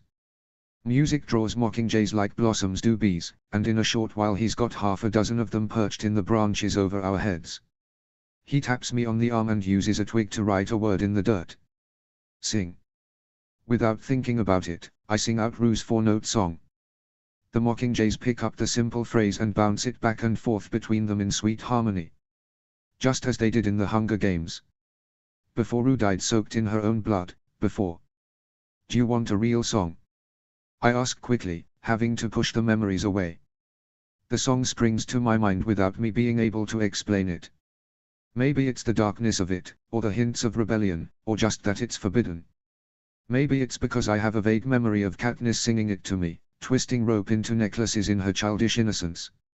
I never asked her if that really happened, too afraid she'd want to know where I'd learned that song. I thought it would get Rory in trouble for teaching me. How silly that all seems now. Are you coming to the tree? Where they strung up a man they say murdered 3. Strange things did happen here. No stranger would it be if we met up at midnight in the hanging tree. The mockingjays begin to alter their songs as they become aware of my new offering. Are you coming to the tree? Where the dead man called out for his love to flee. Strange things did happen here. No stranger would it be if we met up at midnight in the hanging tree. I have the birds' attention now. In one more verse, surely they will have captured the melody, as it's simple and repeats 4 times with little variation. Are you coming to the tree? Where I told you to run, so we'd both be free. Strange things did happen here. No stranger would it be if we met up at midnight in the hanging tree. A hush in the trees. Just the rustle of leaves in the breeze. But no birds, mockingjay or other. Are you coming to the tree? Wear a necklace of rope, side by side with me. Strange things did happen here. No stranger would it be if we met up at midnight in the hanging tree. The birds are waiting for me to continue. But that's it. Last verse. I'm not sure when I've gotten to my feet, but I must have, because now I'm standing near a tree, gazing up at the leaves that rustle with mockingjays.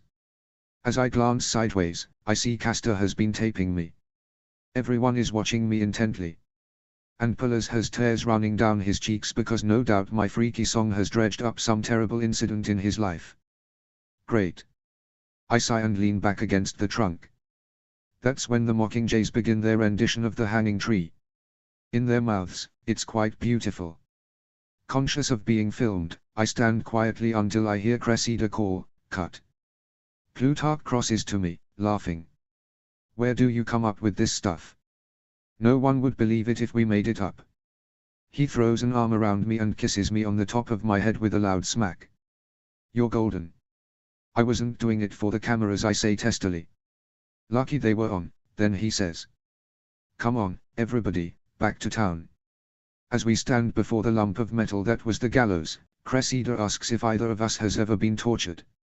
I shake my head, and then tell the story of what happened to my sister here. There's a lump in my throat by the time I'm done, but I make myself look straight into the camera anyways. "Katniss, that's how I know you aren't really calling for a ceasefire. You know exactly what they do to us. When we make it to the Melek's old bakery, or rather what is left of it, I can't hold it together anymore. I'm done," I announce. "I wanna go back. I almost say back home, but I don't know where that is anymore." After dropping off my Mockingjay suit, I go straight to the hospital to see Olive. She's in one of the beds, looking much younger than usual, almost lost. Finnick's sitting next to her bed and give me a small smile when I walk in. He was assigned quarters on my old floor, but he has so many mental relapses, he still basically lives in the hospital. Plus, there's no way he'd leave Olive alone anyways. "Did they sedate her?" I ask in a whisper. "I honestly wouldn't put it past them." Finnick shakes his head. "No, they didn't, but not for lack of intention. Your mother went off on them like you wouldn't believe. You need to toe the line for a while. I can't imagine Cohen'll be pleased once it gets back to her." He looks rather delighted as he tells me this, though, and I also can't keep from grinning. The one good thing to come from this whole disaster that is the last year and a half of my life is that it somehow seems to have given my mother a fierce sense of purpose. I sit down next to Finnick, looking at Olive. She looks almost peaceful right now. Is she going to be okay? It's a really stupid question, but it slips out before I can stop myself. Finnick gently squeezes my hand in reply. "As okay as any of us will ever be, Prim." We sit in silence for a while, just keeping each other company, until Bobs finds us. "There's a meeting in command." "Disregard your current schedule," he says, gracefully ignoring that I'm already disregarding my schedule anyways. I get up and give Finnick an uncertain look. He makes a shooing motion at me. "Go ahead, I'm staying with Liv." In command, I scan the room until I find Haymitch and then walk over to sit down next to him. "What's up?" "More propos." "I don't know," he admits, jerking his head towards Cohen. "She won't tell us anything until everyone's here. We have to wait a few more tense minutes until the president calls the meeting to order, explaining that we've gotten hold of some capital datasets. They've already been evaluated and decoded as well as was possible, but she wants to go them through with the whole group anyway, and also bring everyone up to speed. There's a bunch of stuff about armories and nourishment and similar things, although the rebels had already had a good guess about the capital's capacities. Then there's some codes BT, Wyas, and a team from 13 are still working on. Cohen wants to see if the system is familiar to anyone, and indeed, Celeste has a rough idea of where to start with it. Apparently, it's based on a thing some game makers used to operate with. On and on it goes, and most of it is quite honestly gibberish to me. The first thing that is easily comprehensible is a list of surnames combined with dates and times. "We're assuming this is their schedule for executions," Cohen says, her tone as neutral as always. "It still has Hayden on it, as you can see, so it hasn't been updated in the last day, although the timestamp was correct." I stop listening, frantically scanning the list. Everdean's not on it, nor is Undersea, or Mason. But Trinket is. I turn to look at Haymitch, unable to even make a sound in my horror. "You have to get her out," he says, interrupting whatever Cohen was still talking about. She stops speaking to give him an icy glare, but it does not throw him off. "There's still time. You have to get her out." By now the whole room is staring at him. I'm still too numb to do anything but stare myself, feeling as if someone dropped me into ice water. You have to get her out, Haymitch repeats. Cohen looks from him to the list in mock confusion, then back again. Soldier Abernathy, surely you can't be suggesting we risk a team to retrieve your escort. I'm not asking you to retrieve my escort, he says so calmly I know he's about to explode. I'm telling you to retrieve my wife. For a second, I think I must have misheard. But everyone else seems to have heard the exact same thing. Even Cohen can only muster one word. What? Ah, yes, about that, Plutarch said.